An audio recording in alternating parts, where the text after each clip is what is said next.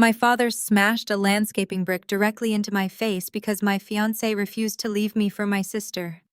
As I lay bleeding on our childhood patio, my mother looked down at my shattered jaw and laughed, telling me we would see if a wealthy man still loved a woman with a ruined face. They thought a few broken bones would keep me silent and compliant just like always. They had no idea they had just handed me the exact ammunition I needed to destroy their entire empire. Before I continue this story, let me know where you are watching from in the comments below. Hit like and subscribe if you have ever had to survive the people who were supposed to protect you. I am Kiara, 32 years old, and I spent my entire life as the designated punching bag for my family. Growing up in a sprawling brick house in a wealthy suburb of Atlanta, our family was obsessed with appearances.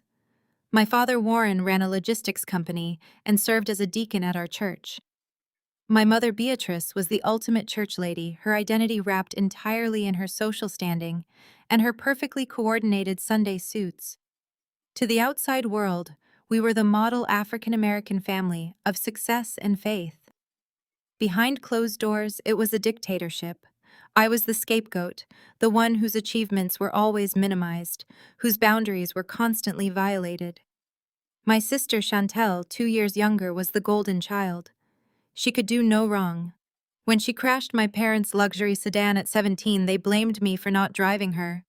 When she dropped out of 3 different college programs, Beatrice told everyone Chantel was simply exploring her creative passions. Meanwhile, I graduated top of my class, earned my degree in architecture and design, and built a commercial interior design firm that cleared $8 million in revenue last year.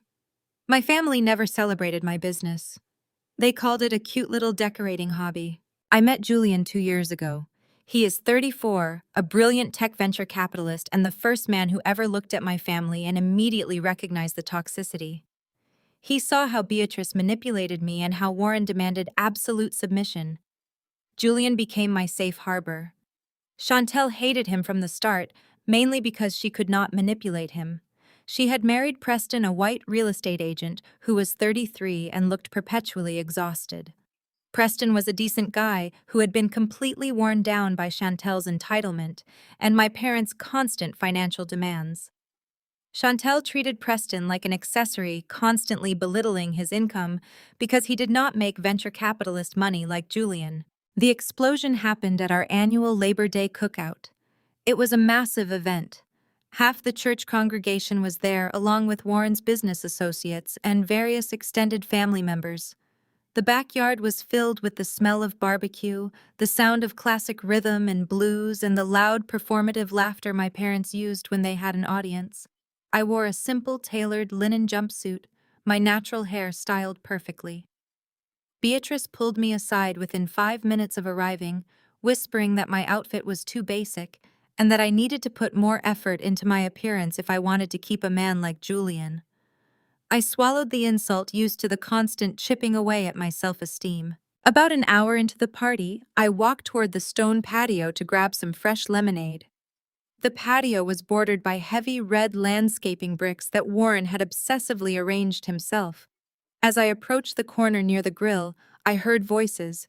Chantel had cornered Julian. She was standing entirely too close to him, blocking his path to the yard. I paused behind a large hydrangea bush, not wanting to cause a scene. Chantel was twirling her hair, looking up at Julian with a calculated, predatory smile. She told him he was wasting his potential on a boring, basic girl like me. She actually said she could offer him a real partnership, a woman who knew how to operate in high society. She insinuated that Preston was a dead weight, and she was looking to upgrade. I expected Julian to politely excuse himself and walk away. That is what most people would do to keep the peace. But Julian did not care about the peace of a family that abused me. He stepped back, putting distance between them, and his voice carried clear and loud over the music. He did not yell, but his tone was absolute ice. He told Chantel she was pathetic and entirely delusional. He pointed out that her husband was standing 50 feet away, working hard to support her massive credit card debt. He called her entitled, financially illiterate, and an embarrassment to herself. The music seemed to stop. Conversations halted. The entire yard fell dead silent, turning to stare at the patio. Chantel's face flushed a deep, humiliating crimson. For a second, she looked like she might scream in anger, but she remembered her audience. She instantly burst into performative tears, collapsing onto a nearby patio chair and sobbing loudly into her hands, playing the perfect victim. Chaos erupted. Beatrice charged forward, her church hat bobbing dangerously. She did not look at Julian. She looked directly at me, having spotted me near the bushes. She shrieked that I had put Julian up to this, that I was a jealous, bitter sister trying to ruin Chantel's reputation in front of the congregation. Warren stormed over, his face twisted in a terrifying rage. The veins in his neck were bulging. He marched right up to Julian, demanding he apologize to Chantel immediately and show some respect to the family. Julian stood his ground, moving deliberately to stand between Warren and me. He told Warren he would never apologize for rejecting a woman who was actively trying to destroy her sister's relationship. Warren lost whatever fraction of sanity he still possessed. He screamed that I was ruining the family name, that I was a disgrace who brought disrespect into his home. He bent down in a fluid, violent motion and grabbed one of the heavy red landscaping bricks from the patio border. He lunged forward. Julian tried to block him, but Warren swung wildly. The brick bypassed Julian's shoulder and smashed directly into the left side of my face. The impact was a blinding explosion of white light and agonizing pain. The sickening crunch of my own bones echoed in my ears. The force knocked me completely off my feet. I hit the concrete patio hard, tasting copper and dust. Blood poured from my face, pooling on the hot stone beneath me. The guests were screaming in sheer terror. Through the ringing in my ears and the blinding agony, I heard my mother's voice. Beatrice was standing over me. She did not call for help. She did not try to stop the bleeding. She looked down at my shattered face and laughed. A cold, nasty, satisfied laugh. "Let us see if he still loves you with a ruined face," she mocked, her voice laced with pure venom. It was the ultimate confirmation of everything I had always known. They did not just favor Chantel. They actively wanted to destroy me. Julian tackled Warren to the grass before he could swing again. Preston, seeing the horror of what had just happened, ran over and helped Julian pin Warren down. Julian ripped off his expensive button-down shirt, pressing it fiercely against my bleeding face, his hands shaking as he screamed for someone to call 911. The church members were in a state of absolute shock, murmuring prayers and backing away from the patio. The sirens wailed in the distance, growing louder until the paramedics rushed into the backyard. I woke up hours later to the harsh, sterile lights of the hospital emergency room. Everything felt tight and incredibly heavy. My jaw was wired shut. My orbital bone was fractured in 2 places, and I had a severe concussion. The pain radiated through my entire skull, held at bay only slightly by the steady drip of intravenous medication. Julian was sitting in a hard plastic chair beside my bed, his hands still stained with my dried blood, his eyes red and exhausted. He kissed my hand gently, telling me I was safe. The heavy wooden door of the hospital room swung open. Beatrice and Warren walked in. They had brought a uniformed police officer with them. Warren looked completely calm, his hands resting in the pockets of his slacks.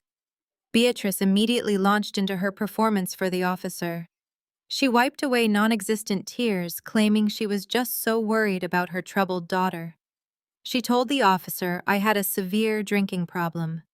She claimed I had been heavily intoxicated at the cookout, started a drunken argument, tripped over my own feet, and fell face first onto the brick patio border. Warren nodded solemnly, adding that it was a tragic accident, and they were looking into rehab facilities for me. They expected me to stay quiet. They expected me to protect the family's secret, to swallow the abuse, and maintain the facade, just like I had been trained to do my entire life. Beatrice glared at me from across the room. It was the same terrifying, silent warning glare she used to silence me when I was a child. The officer stepped up to my bed, looking at me with a mixture of sympathy and skepticism. He asked if I remembered what happened, if I could confirm my mother's story. I could not speak because of the wires holding my shattered jaw together. I looked at Beatrice, whose eyes were daring me to ruin her reputation. I looked at Warren, who stood there smug and untouchable. Then I looked at Julian, who gave me a firm, encouraging nod. I lifted my hand, gesturing weakly toward the nurse's clipboard resting on the rolling table. Julian quickly handed me the clipboard and a black pen. My hand shook from the pain and the medication, but my mind was crystal clear. With deliberate, forceful strokes, I wrote 3 large block letters on the blank paper. He hit me. I handed the clipboard directly to the police officer. The color drained completely from Beatrice's face. Warren stepped back, his smug expression shattering. I officially pressed aggravated assault charges against my father, igniting a war they were entirely unprepared to fight. The second that fake, trembling sob leaves Chantel's lips, the atmosphere in the backyard changes entirely. It is a subtle shift at first, like the sudden drop in barometric pressure, right before a severe summer storm hits Atlanta. The heavy bass of the old-school rhythm and blues track playing over the outdoor speakers seems to fade into the background. Every head in our designated church community section swivels in our direction. My mother, Beatrice, materializes from the crowd with the speed and precision of a predator. She is wearing a wide-brimmed straw hat that perfectly matches her peach linen sundress, looking every inch the pious first lady of the congregation. But the look in her eyes is pure venom. She shoves past the grill, stepping directly into my personal space, completely ignoring Julian. She grabs my upper arm, her manicured acrylic nails digging sharply into my skin. "Look at what you have done," she hisses, her voice a low, terrifying vibration meant only for me, but carrying enough menace to freeze the air around us. "You just could not let your sister have one day of peace, could you? You have to embarrass us in front of the entire deacon board. You have to stand here and flaunt this man like some kind of prize you stole from her." I try to pull my arm away, but her grip is ironclad. "I have not stolen anything, Mother," I reply, keeping my voice dangerously level. "Chantel threw herself at my fiancé. Julian just handed her a reality check." Beatrice raises her hand as if to slap me right there on the patio. She has done it before, silencing me with swift, physical reprimands whenever I dared to outshine her favorite child. But before her hand can connect with my cheek, Julian steps smoothly between us. He breaks my mother's grip on my arm without breaking a sweat, positioning his tall, solid frame as an impenetrable shield. "Do not ever touch her again," Julian says. His tone is not raised, but it carries a commanding authority that makes Beatrice physically recoil. The shock on my mother's face is quickly replaced by outrage. No one speaks to Beatrice like that in her own domain. She opens her mouth to unleash decades of rehearsed vitriol, but a booming voice cuts her off. "What the hell is going on here?" My father Warren stomps onto the patio. He is a large man carrying the heavy, aggressive posture of someone who demands submission from everyone he meets. He runs a logistics company that has been hemorrhaging money for years, though you would never know it by the way he struts around in his custom-tailored shirts and gold watches. He rules this family through fear and financial intimidation, viewing his daughters as assets to be managed. Chantel is his prized asset, the beautiful, compliant golden child who married a white real estate agent to elevate our family's social standing. I am the defective asset, the stubborn scapegoat who refused to shrink herself. Warren sees Chantel crying pathetically into her hands. He sees his wife looking flustered. And he sees me standing behind a wealthy, powerful black man who refuses to bow to the family patriarch. Warren's fragile, overinflated ego instantly shatters. He marches straight up to Julian, trying to use his physical size to intimidate a man who negotiates with ruthless billionaires for a living. "You come into my home," Warren bellows, pointing a thick finger at Julian's chest. "You eat my food, you disrespect my wife, and you make my daughter cry. You are going to apologize to Chantel right now, and then you are going to leave this property." Julian does not blink. He looks down at my father with an expression of absolute disgust. "I am not apologizing for rejecting a woman who lacks the basic dignity to respect her own sister's relationship," Julian states, his voice carrying clearly across the silent yard. "And I am certainly not taking orders from a man who allows his wife to assault her own child. We will be leaving because the company here is toxic." Warren cannot process this level of defiance. In his world, his word is absolute law. He is used to men cowering, used to employees begging, used to his family trembling. Being publicly dressed down by a younger, wealthier, significantly more successful black man destroys the very core of his identity. He realizes in a fraction of a second that he has absolutely no power over Julian. Julian cannot be bought, bullied, or intimidated. But Warren needs to exert dominance. He needs to punish someone for this unbearable public humiliation. Since he cannot break Julian, his rage instinctively pivots to his designated punching bag.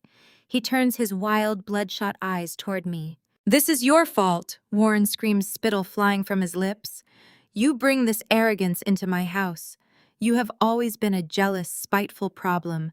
You could never stand to see your sister shine, so you try to steal from her. You ruin the family name."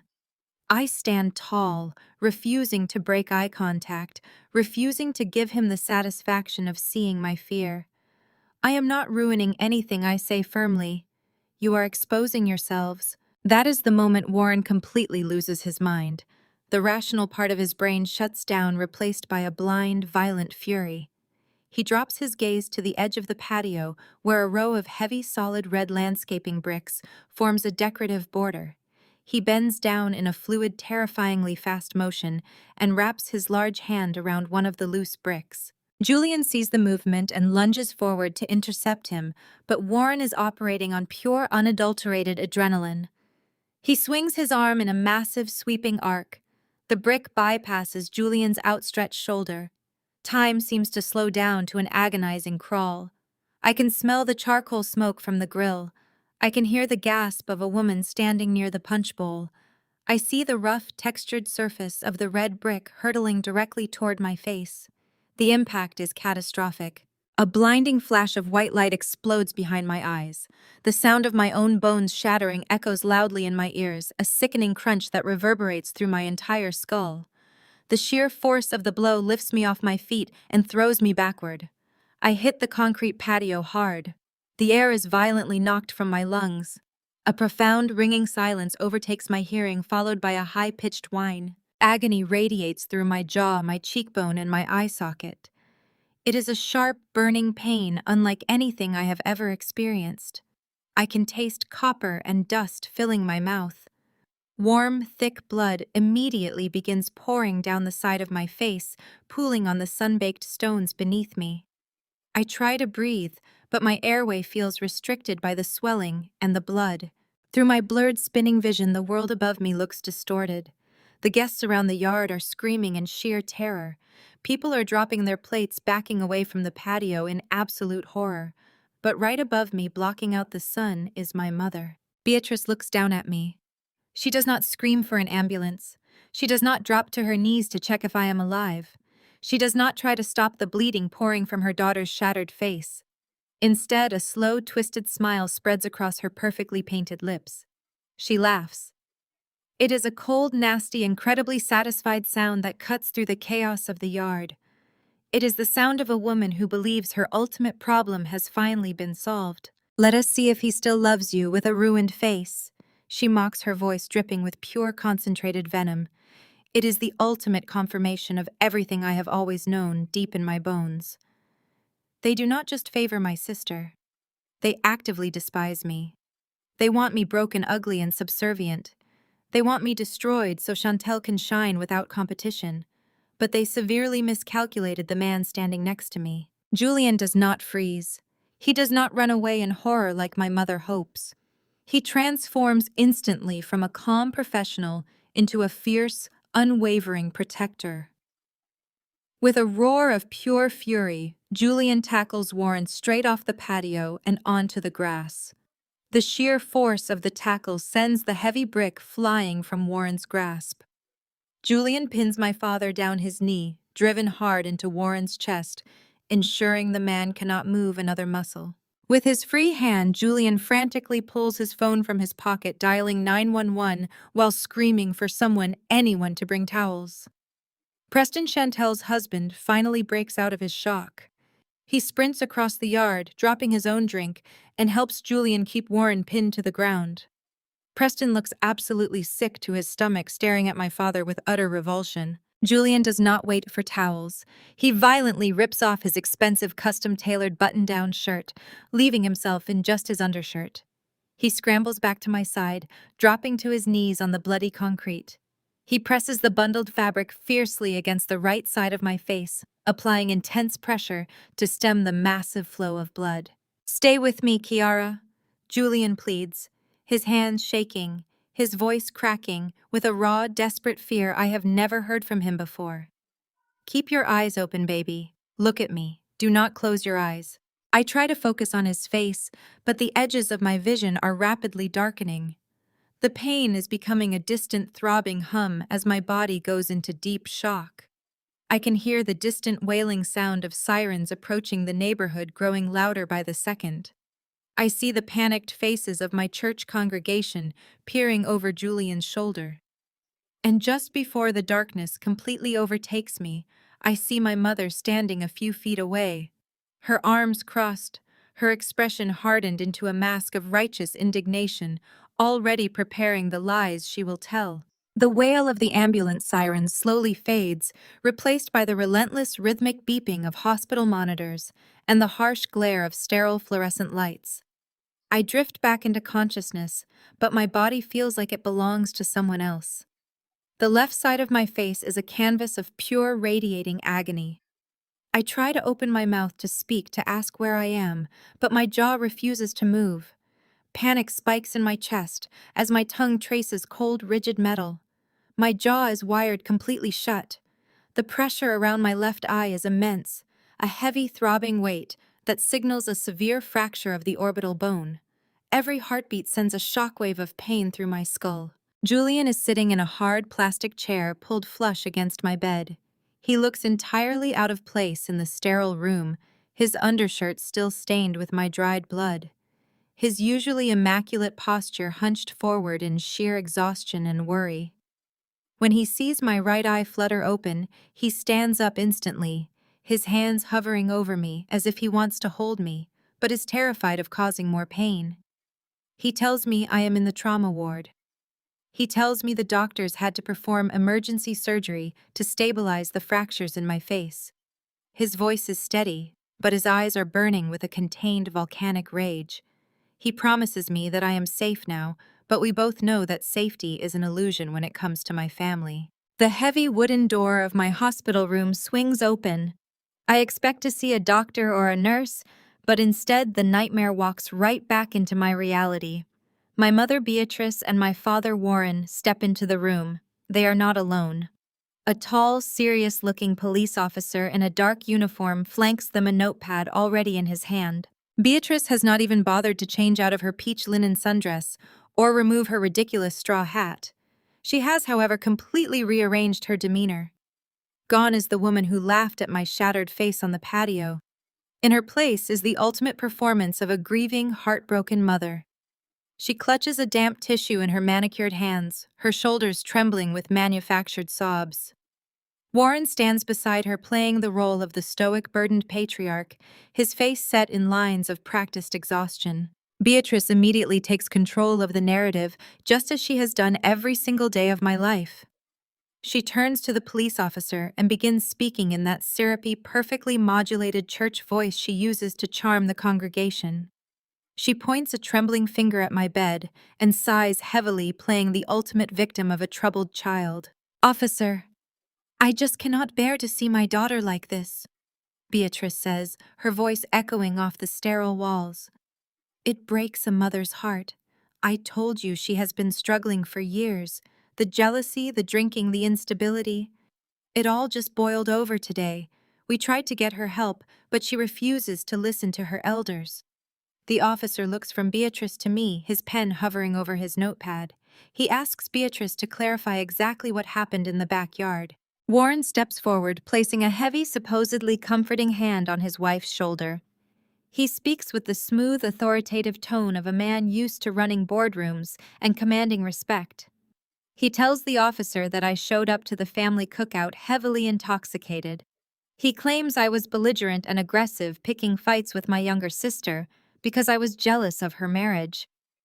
Warren looks the officer dead in the eye and tells a lie so massive, so brazen, that it temporarily steals whatever breath I have left. She was screaming at her sister, Warren says, shaking his head sadly. She turned around too fast in those high heels she was wearing. She lost her balance, tripped over her own 2 feet, and went down hard. She hit her face directly on the brick border of the patio. It was a tragic, terrible accident. We were all completely horrified. We just want to get her into a good rehabilitation facility so she can finally face her demons. I lie in the hospital bed listening to the people who gave me life actively try to destroy it. They are entirely convinced they can get away with this.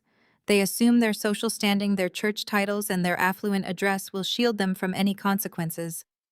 But mostly they assume I will submit. They expect me to play the role they assigned to me at birth. The scapegoat. The quiet, obedient disappointment who takes the blame to protect the golden child and the family reputation. Beatrice steps closer to my bed. She lowers the tissue from her face and looks down at me. The police officer cannot see her eyes from his angle, but I can. She gives me that familiar, terrifying glare. It is a look I know intimately. It is the exact same glare she gave me when I was 12 years old, and Chantel pushed me down the hardwood stairs in our foyer. I broke my wrist that day, and Beatrice glared at me in the emergency room, silently demanding I tell the doctor I was clumsy and fell. I protected them then. I protected them when Warren drained my college savings to bail his failing logistics company out of debt. I protected them when Chantel stole my car and crashed it into a mailbox. Beatrice expects me to protect them now. She expects me to nod my head, accept the label of the drunken, clumsy daughter, and let Warren walk out of this hospital a free man. She expects me to swallow the agony of my shattered face so they can go back to their perfect suburban life without a single blemish on their record. I look at Julian. He is standing on the other side of the bed, his jaw clenched so tightly a muscle twitches in his cheek. He is vibrating with the effort it takes not to physically throw my father out the window. He is waiting for my cue. He will burn this room to the ground if I ask him to, but he respects me enough to let me fight my own battle. I look past my mother's hateful glare and lock eyes with the police officer. I cannot speak. The metal wires binding my jaw shut make any vocalization impossible save for a low guttural groan. But I do not need my voice to end their reign of terror. I raise my right hand, ignoring the sharp pull of the intravenous line taped to the back of my palm. I weakly tap the edge of the rolling tray table parked next to my bed. Julian understands instantly. He grabs the small white hospital notepad and the black pen resting next to my water pitcher. He slides them carefully into my trembling hands. Beatrice realizes what is happening. Her mask slips for a fraction of a second. She takes a quick, panicked step forward, her voice suddenly sharp and commanding. "Kiara, do not exert yourself," she snaps, dropping the weeping mother act entirely. "The doctor said you need to rest. You are confused from the medication. Do not write anything down. Just close your eyes and rest." Warren steps forward too, his large frame casting a dark shadow over the bed. "Put the pen down, Kiara," he orders, using the booming, dictatorial voice that used to make me cower in the corner of my childhood bedroom. "You are embarrassing yourself, and you are wasting the officer's time." I do not look at them. I block out their voices, their threats, their presence. I focus all my remaining strength, all my energy, and all the rage I have suppressed for 32 years into my right hand. I press the tip of the black pen against the crisp white paper of the notepad. My hand is shaking violently from the adrenaline and the pain medication coursing through my veins, but my resolve is absolute iron. I write 3 large, distinct block letters across the center of the page. The effort sends fresh waves of agony through my face, but I do not stop. When I am finished, I do not hand the notepad to my mother. I do not hand it to my father. I lift the notepad and thrust it directly toward the police officer. The officer steps forward and takes the pad from my hands. The room goes deadly silent.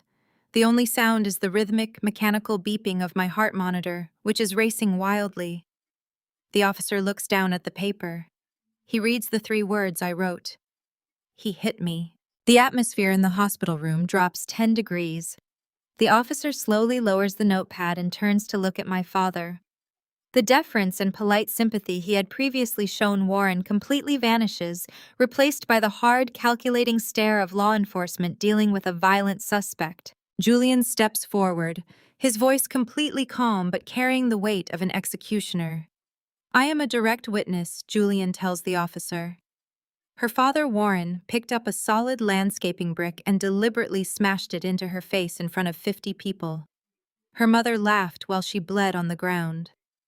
"I will give you my full statement and I will testify in any court in this state." Warren's arrogance finally shatters. The realization that he is no longer in control of the situation hits him like a freight train. He starts stammering, pointing at Julian, claiming that Julian is a liar, that Julian is trying to turn his daughter against him. Beatrice starts crying again, but this time the tears are real. They are tears of absolute, unfiltered panic. She realizes her social standing, her church reputation, and her perfect family facade are disintegrating right in front of her eyes. The officer holds up a hand, silencing Warren's frantic excuses. "Sir, I am going to need you to step out into the hallway with me right now," the officer says, his hand resting casually but purposefully near his utility belt. Warren tries to refuse. He puffs out his chest, attempting to use his wealth and status to bully the officer, demanding to speak to the chief of police, claiming he is a respected businessman who cannot be treated like a common criminal. The officer does not care about Warren's logistics company or his deacon board title. The officer repeats the command, this time not as a request, but as an absolute order. I lie in my hospital bed and watch the man who terrorized me my entire life being forced out of the room. I listen to the heavy door close behind him. A few moments later, through the thick wood, I hear the most beautiful sound I have ever experienced. The sharp, distinct metallic click of handcuffs snapping shut. I have officially pressed aggravated assault charges against my father. He is being arrested in the sterile hallway of the trauma ward, stripped of his pride and his power. Beatrice stands frozen at the foot of my bed, her face pale, staring at me as if I am a monster she no longer recognizes. I look back at her, my shattered face throbbing, my jaw wired shut, and I do not blink. She turns and flees the room, chasing after her arrested husband. The initial battle is over, but as Julian sits back down and takes my hand, I know the truth. The war for my life, my reputation, and my absolute freedom has just begun. They quickly realize that social pressure is not working. My phone remains completely silent because Julian had his private security team install a heavy-duty call blocker on my device, effectively filtering out every single toxic relative trying to guilt me into dropping the charges against Warren. Since they cannot break me psychologically from a distance, they decide they have to escalate to physical sabotage. It is a desperate move from a family rapidly losing control of their favorite punching bag. I am currently 2 weeks out from my first reconstructive surgery. The massive swelling on the left side of my face has finally started to go down, but the thick metal wires holding my shattered jaw together make everything a tight, throbbing ache. Every breath I take is a reminder of the brick. Still, I absolutely refuse to hide in Julian's secure penthouse forever, like a frightened child. I have a highly successful firm to run. More importantly, I have to finalize the presentation for the Apex contract. This is a $40 million commercial design bid for a massive eco-friendly corporate tech campus downtown. Winning this contract secures my firm's financial legacy for the next decade and cements my status in the industry. Julian drives me to my studio, his hand resting reassuringly on my knee the entire way. He offers to come upstairs with me, offering his physical protection, but I squeeze his hand and firmly shake my head. I need to do this myself. I need to reclaim my normal routine. I walk into the bright, sunlit lobby of my design firm, greeting my receptionist, Sarah, with a brief wave, since speaking through wired teeth is still incredibly exhausting and painful. The studio is my ultimate sanctuary, a sprawling space of polished concrete floors, living green walls, and soundproof glass partitions. It is the physical manifestation of every late night and every ounce of sweat I poured into my career, while my family constantly mocked my ambition. I head straight to the central presentation room. Sitting in the very middle of the massive solid oak conference table is the architectural scale model for the Apex contract. It is an absolute masterpiece of design. My team and I spent 6 grueling weeks building this intricate scale model, detailing the microscopic solar panel arrays, the sweeping glass atrium, the working indoor waterfall systems, and the sustainable wood framework. It is the undeniable centerpiece of the presentation I have to deliver to the corporate board tomorrow morning. I spend an hour slowly walking around the table reviewing the complex lighting schematics, making tiny adjustments to the miniature landscaping, feeling a profound sense of absolute pride. This gorgeous, precise model proves that I am not the worthless basic failure my family insists I am. I built an empire with my own 2 hands. Then the heavy frosted glass doors of the conference room violently slam open. Chantel barges in, marching aggressively past Sarah, who is frantically trailing behind her holding a desk phone, and profusely apologizing to me for the breach in security. Chantel looks like she just stepped out of a luxury magazine editorial spread. Her hair is perfectly blown out. Her makeup is flawless, and her expensive designer handbag is clutched tightly in her manicured hand. The stark contrast between her flawless, pampered appearance and my bruised, wired, swollen face is glaring, and she clearly revels in the visual difference. I hold up a hand signaling Sarah to step back and let the situation play out. Sarah anxiously leaves the room, pulling the heavy glass doors shut behind her. Chantel does not even pretend to offer an apology for Warren smashing my face. She does not look at my severe injuries with any kind of remorse or human empathy. Instead, she struts around the oak table, her high heels clicking sharply and aggressively against the polished concrete floor. She has come to gloat. She thinks she has me completely cornered and terrified. She starts pacing the length of the room, launching into a venomous, unhinged tirade about how Julian only rejected her because he was trying to be polite to the pathetic charity case. She actually claims with a straight face that Julian was intimidated by her sophistication and beauty. It is an absolute masterclass in narcissistic delusion. I simply stand there with my arms firmly crossed over my chest, staring at her through swollen eyes. My absolute silence infuriates her. She desperately wants a reaction. She wants me to scream, to cry, to act like the crazy, unstable sister Beatrice tells everyone I am. When I refuse to engage with her toxic bait, her eyes lock onto the Apex contract model sitting on the table. A wicked, deeply familiar gleam flashes in her dark eyes. It is the exact same malicious look she had when we were children, right before she intentionally destroyed something I loved, just to watch me cry. In the corner of my conference room sits a vintage set of display golf clubs, an expensive decorative gift from a wealthy client I helped last year. Chantel stops pacing. She walks over to the corner, her eyes never leaving mine, and pulls a heavy metal iron club from the vintage leather bag. She tests the weight of the solid metal in her hands, her smile growing wider and more sinister. "You really think you can lock our dad up and just go on living your boring little life?"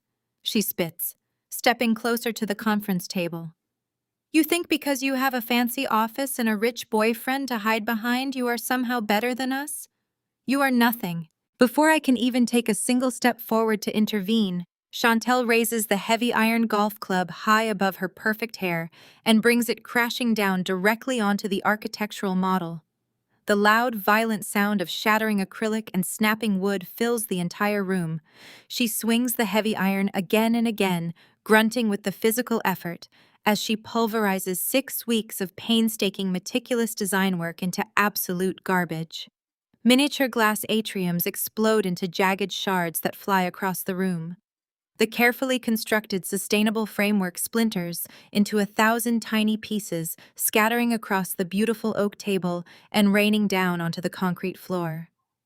She shows absolutely no mercy, destroying the entire corporate campus model until it is nothing but a tragic, unrecognizable pile of crushed debris and twisted metal wire. She stands panting heavily over the total wreckage, leaning all of her weight on the golf club, her face flushed with a sickening, malicious triumph. "You have always been a jealous little brat," Chantel sneers, pointing the head of the golf club directly at my chest. "You really think you deserve to win anything? You really think you can beat me?"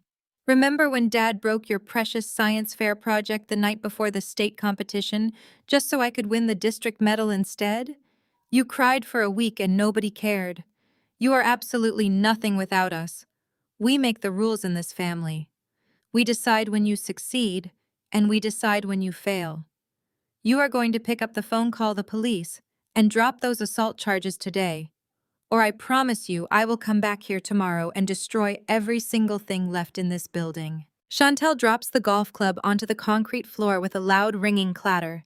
She picks up her designer bag, casually adjusts her perfect hair in the reflection of the glass wall, and struts out of the conference room, leaving the door wide open behind her.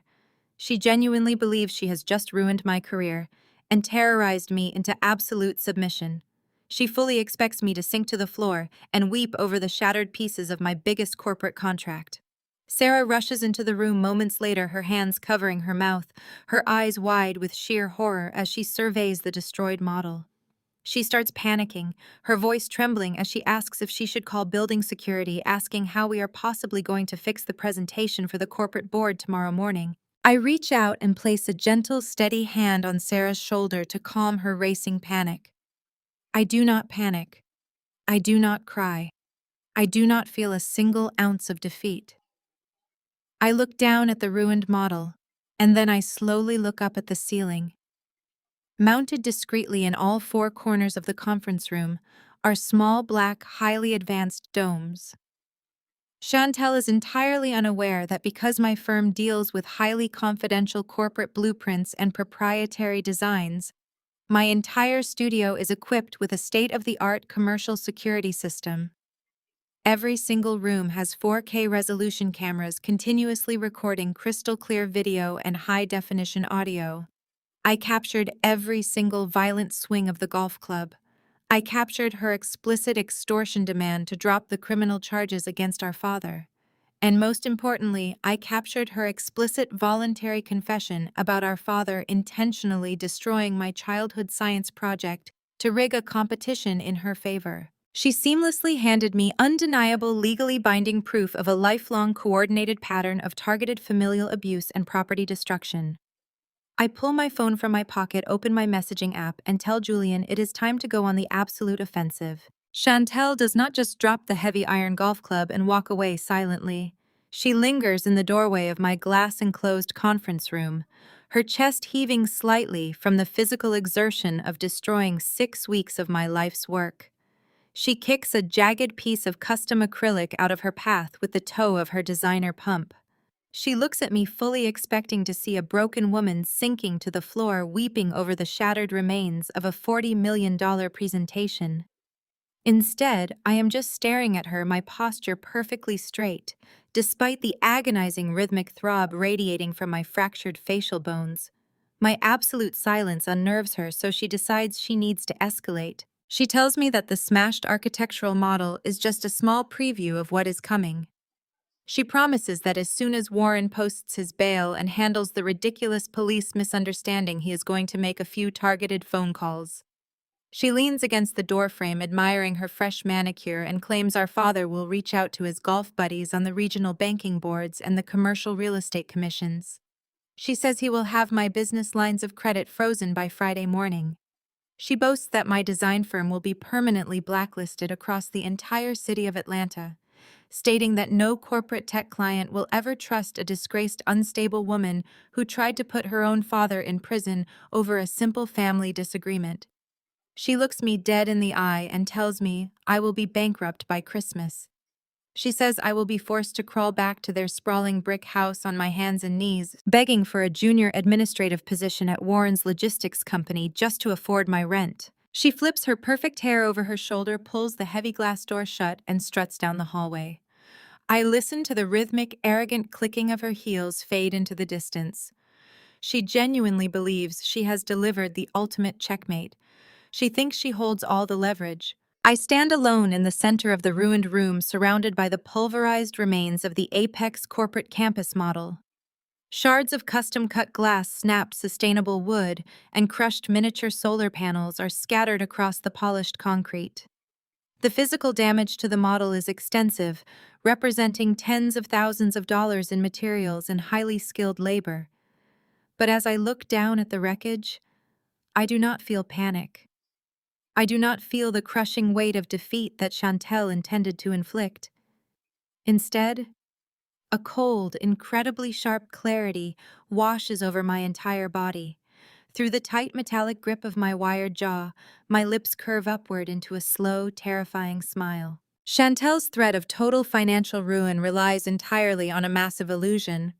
She and my mother operate under the absolute unwavering belief that Warren is still the untouchable, highly connected corporate titan he was 15 years ago. They spend money like water buying luxury cars and funding lavish church events, assuming the well of his logistics empire is infinitely deep. But I know a secret that they do not. Because I operate in the top-tier commercial real estate sector in Atlanta, I see the financial disclosures and vendor reports that never make it to Beatrice's Sunday school prayer circle.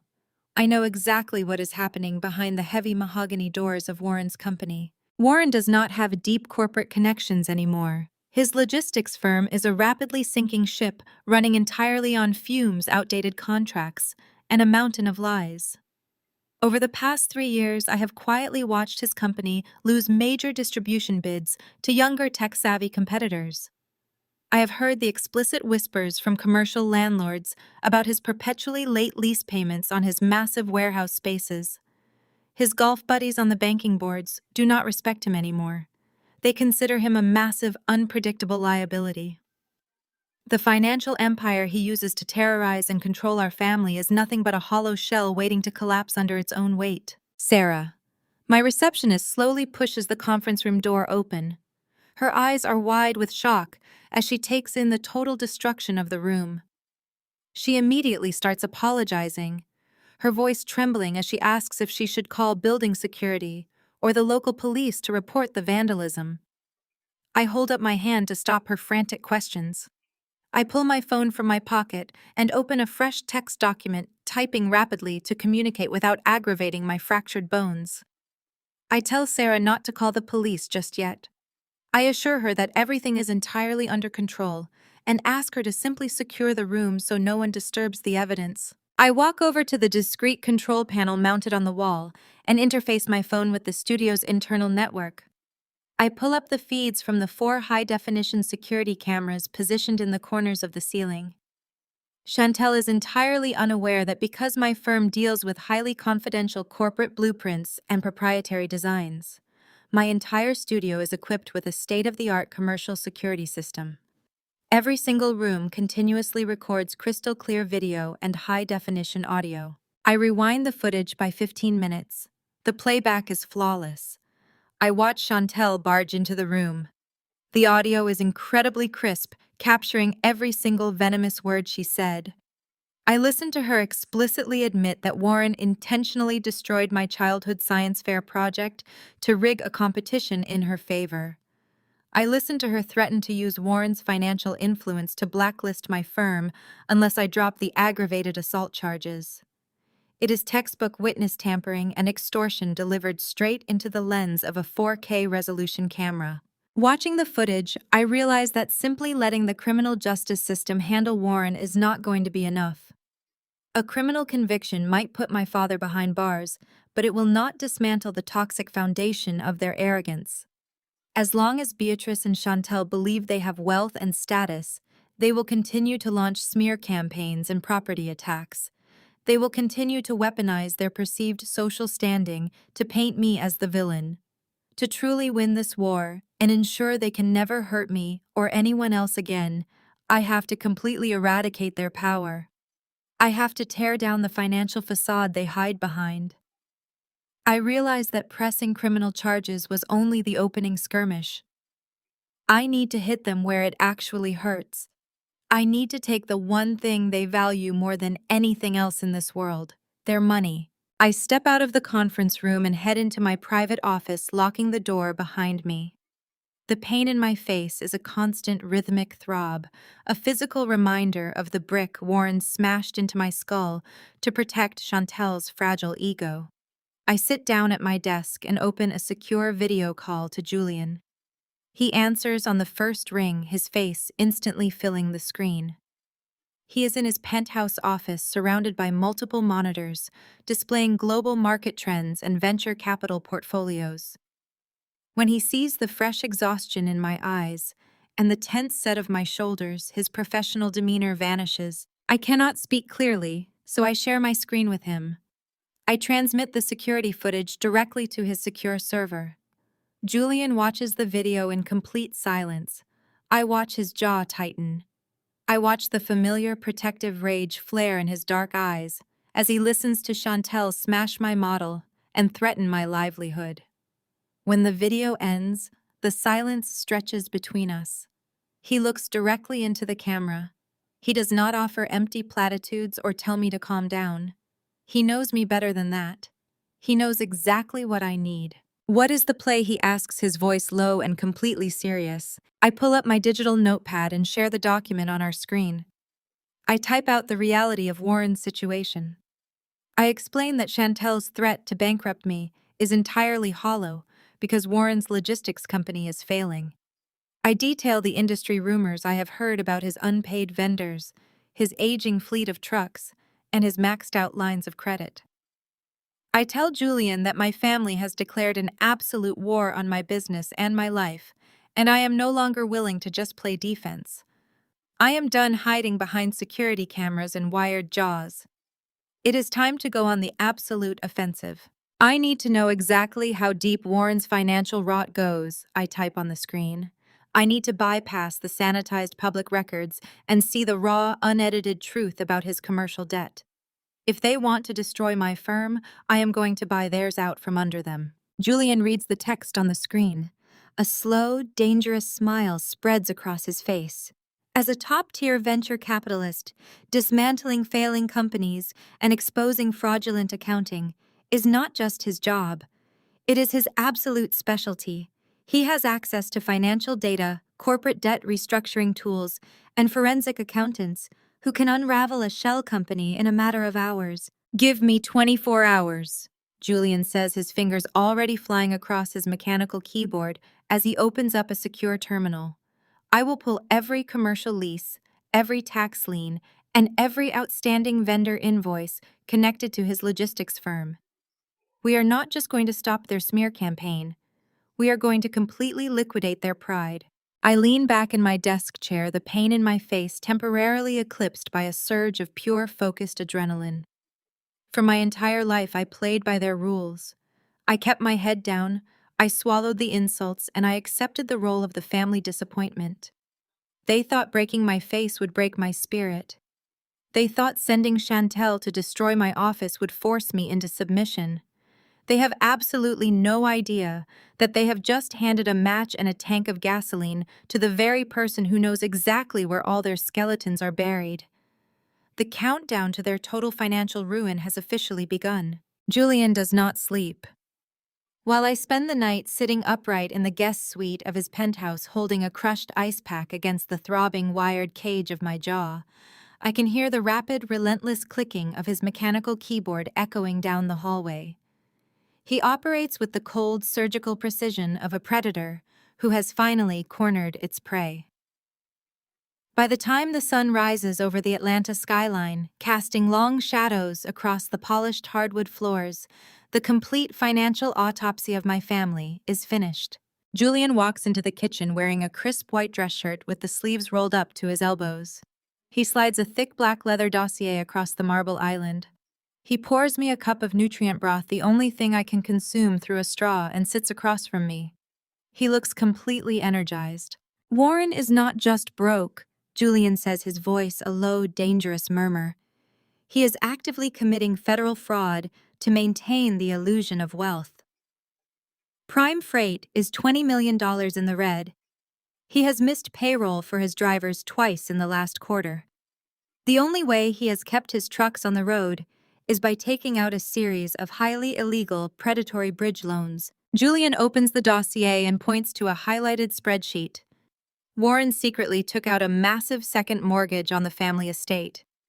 The bank is preparing to file a notice of default by the end of the month.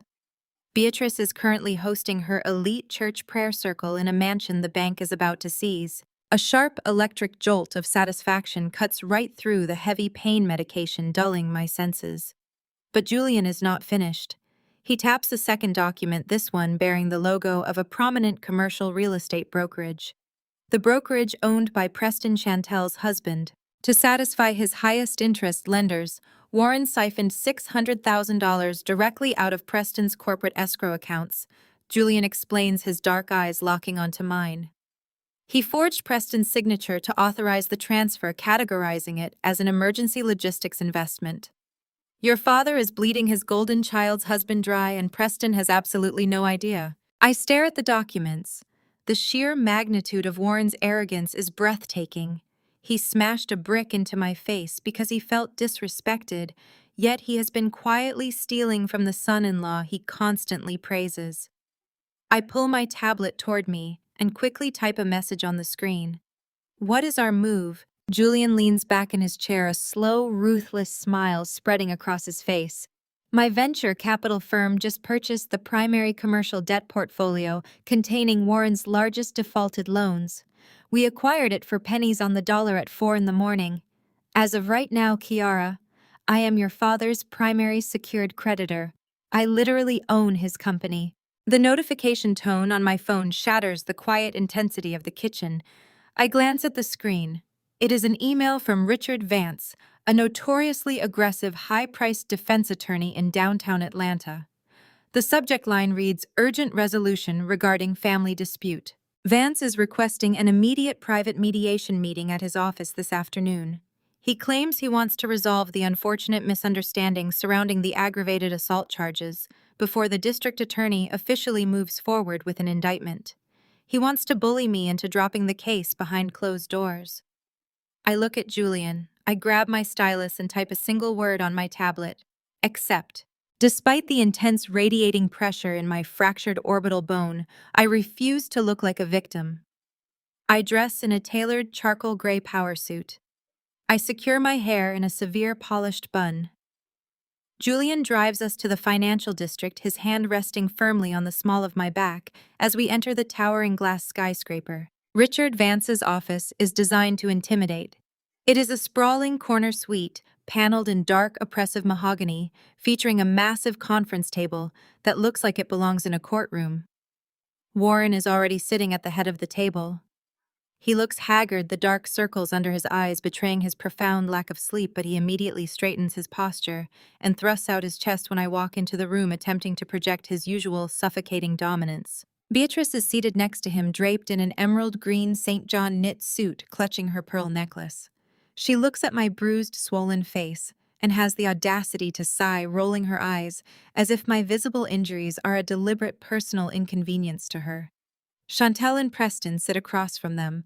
Chantel is wearing a smug, radiant smile. She crosses her legs and leans back in her leather chair, completely convinced that her golf club rampage at my studio successfully broke my spirit and forced me to this bargaining table. Vance does not waste time. He folds his hands on the mahogany table and launches into a sickeningly smooth speech about the importance of family unity and forgiveness. He slides a crisp white envelope across the table toward me. Your father is deeply remorseful that you were injured during your emotional outburst on the patio, Vance says, spinning the narrative with practiced ease. He is offering a generous settlement of $50,000 to cover your reconstructive surgeries. A gift from a loving father to help you get back on your feet. In exchange, you will sign a comprehensive non-disclosure agreement, and you will formally petition the district attorney to drop the assault charges. Beatrice leans forward, her tone dripping with dripping condescension. Take the money, Kiara, she urges, gesturing dismissively toward my suit. We all know your little design hobby is struggling. You have always refused to ask for help ever since you stubbornly moved out at 18 and refused to work in your father's warehouse. You thought you were too good for honest work, and now look at you. Chantel told me your office is a complete mess. You need this bailout. Chantel smirks, adjusting her diamond tennis bracelet. You really should listen to Mother, Kiara. It is the best deal you are going to get. I do not reach for the envelope. I do not even look at the check. I place my tablet flat on the mahogany table. I tap a button on the screen. The room is instantly filled with a clear, digitized robotic voice generated by my text-to-speech application. The emotionless mechanical tone completely slices through the heavy toxic atmosphere. "I do not need $50,000, the synthesized voice announces.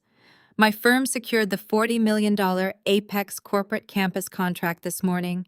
Chantel's smug smile instantly vanishes. She sits straight up, her eyes wide with shock. I tap the screen again. My team utilized a fully immersive digital rendering. We played the security footage of Chantel destroying my physical model with a golf club for the board of directors to demonstrate the absolute resilience of our digital backup infrastructure. They were thoroughly impressed with our crisis management. Vance frowns, looking sharply at Chantel, who has suddenly gone entirely pale. "You committed a felony on camera," the lawyer hisses at her under his breath. I ignore him and type my next sentence. The robotic voice continues. "But we are not here to discuss my success. We are here to discuss Warren's impending bankruptcy." Julian reaches into his briefcase and retrieves the thick black leather dossier. He tosses it onto the center of the conference table. It hits the wood with a heavy, definitive thud. "Your client is not a wealthy patriarch," Julian tells Vance, his voice carrying the lethal authority of a corporate executioner. "Your client is running a fraudulent shell game. Prime Freight is $20 million in default. As of 4 o'clock this morning, my firm acquired his primary commercial debt portfolio. We are moving to liquidate his assets by the end of the business week." Warren stands up so fast his heavy leather chair crashes to the floor behind him. "That is illegal," he roars, slamming his massive fists onto the table. "You cannot touch my company. You cannot touch my money." Beatrice immediately jumps to her feet, clutching her pearls so tightly her knuckles turn white. Warren is a respected businessman. She screams, her perfect church facade completely shattering into sheer panic. "You cannot take our assets. The house is protected in a family trust." I tap my tablet. "Turn to page 4. Mother, the robotic voice commands. Preston, who has been sitting in confused silence, reaches out and flips the dossier open. His eyes scan the highlighted documents. He stops. The blood drains completely from his face. He looks up at my father, his expression transforming from confusion into pure, unadulterated fury. Warren Preston says, his voice dangerously quiet. "Why is my real estate brokerage listed as a primary unsecured creditor for $600,000? Warren stammers the remaining color leaving his haggard face. He takes a step back, raising his hands defensively. "Preston, listen to me. It was a temporary bridge loan. I needed the cash flow to keep the shipping contracts alive. I was going to pay you back after the next quarter." "You forged my signature!" Preston shouts, lunging across the table and grabbing Warren by the collar of his expensive suit. "You stole from my company to fund your failing trucks." Chantel shrieks, grabbing Preston's arm, her perfectly curated world collapsing in real time. "You stole my husband's money!" She screams at her father, completely abandoning her loyalty the second her own financial security is threatened. The room descends into absolute chaos. Beatrice is hyperventilating, realizing that the bank is going to foreclose on her mansion, that the country club will publicly revoke her membership, and that the church congregation will strip her of her precious First Lady status when the fraud is exposed. Chantel and Preston are screaming at Warren, threatening to call the police themselves for corporate embezzlement. The perfect unified family front has disintegrated into a vicious, desperate brawl over money. I sit perfectly still in my chair, watching the people who tortured me my entire life tear each other to absolute shreds. Warren violently shoves Preston backward. He is backed into a literal corner, sweating profusely, his chest heaving. He looks around the room, realizing he has absolutely no allies left. His eyes finally lock onto me. The sheer venomous hatred in his gaze is terrifying, but it is laced with the wild, unpredictable energy of a trapped animal. He steps away from Preston and points a shaking, thick finger directly at my face. He unleashes a harsh, barking laugh that echoes off the mahogany walls. "You think you are so smart?" Warren snarls, spittle flying from his lips as he steps toward my side of the table. "You think you can liquidate my life? You think your little design firm is safe?" He reaches into the breast pocket of his suit jacket and pulls out a folded, yellowed document. He slams it down on the table right next to my tablet. "Did you run a background check on your precious fiancé, Julian Warren?" sneers, his smile twisting into a malicious, desperate grin. Because my name is not the only one on those defaulted loans. I used Kiara's social security number as a corporate guarantor 10 years ago when she was just a stupid, trusting college student. If Prime Freight goes into receivership tomorrow, the bank seizes her design firm, her studio, and every single dollar of that new Apex contract to settle my debts. Julian's penthouse office transforms into a war room before the sun even finishes rising over the Atlanta skyline. The space is a masterclass in modern functional power, featuring walls of reinforced glass matte black fixtures and a massive wraparound desk holding a bank of high-resolution monitors. He does not hesitate. He bypasses standard public inquiries and taps directly into his proprietary venture capital networks, utilizing forensic accounting software designed to dismantle hostile corporate takeovers. I sit beside him, an ice pack pressed against the throbbing wired cage of my jaw, watching a decade of my father's carefully constructed lies unravel in real time across the glowing screens. While Julian executes complex data retrievals, my phone vibrates relentlessly on the desk. Beatrice has not wasted a single second. Since she cannot physically reach me, she has weaponized her social circle. She has launched a vicious, highly coordinated smear campaign across our community. Notifications flood my screen, a toxic barrage of text messages and social media alerts. I watch a live video feed from my aunt's social media account, featuring my mother standing at a church podium. Beatrice is weeping, clutching a microphone, asking the congregation to pray for my soul. She tells them my devastating head injury has caused a severe psychotic break. She claims I am delusional, vindictive, and lashing out at the very family that has tried so desperately to save me from my own instability. The messages from aunts, cousins, and family friends pour in. They tell me I am a disgrace. They demand I drop the charges against Warren and respect my elders.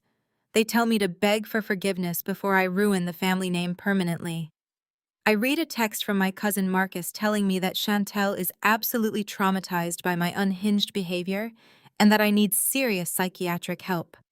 They are spinning a master narrative painting me as the aggressor and Warren as the suffering patient patriarch. Julian sees the notifications lighting up my screen. He reaches over, takes my phone, and activates a secure encrypted firewall, instantly blocking every single incoming message from my family. He does not offer empty sympathy. He points to the center monitor. "Let them talk," he says, his voice cold and analytical. "Their entire reality is about to cease to exist. Look at this." He brings up a highly encrypted, deeply buried commercial credit report. The numbers glowing on the screen are absolutely staggering. Warren is not just experiencing a temporary cash flow issue. He is drowning in a catastrophic, unrecoverable $4 million deficit. The logistics company that he uses as his ultimate symbol of patriarchal authority is a complete mirage. Julian walks me through the digital carnage. Warren has been bleeding money for 6 years. He has systematically lost every major distribution contract to younger, tech-enabled logistics firms. To keep up the facade of wealth, to keep paying for Beatrice's designer wardrobe and Chantel's lavish lifestyle, he resorted to predatory lending. Julian pulls up a hidden ledger showing a chaotic web of bridge loans carrying astronomical, completely unsustainable interest rates. My eyes scan the dates on the loans, and a sickening realization hits me. I point to a massive withdrawal taken out 4 years ago.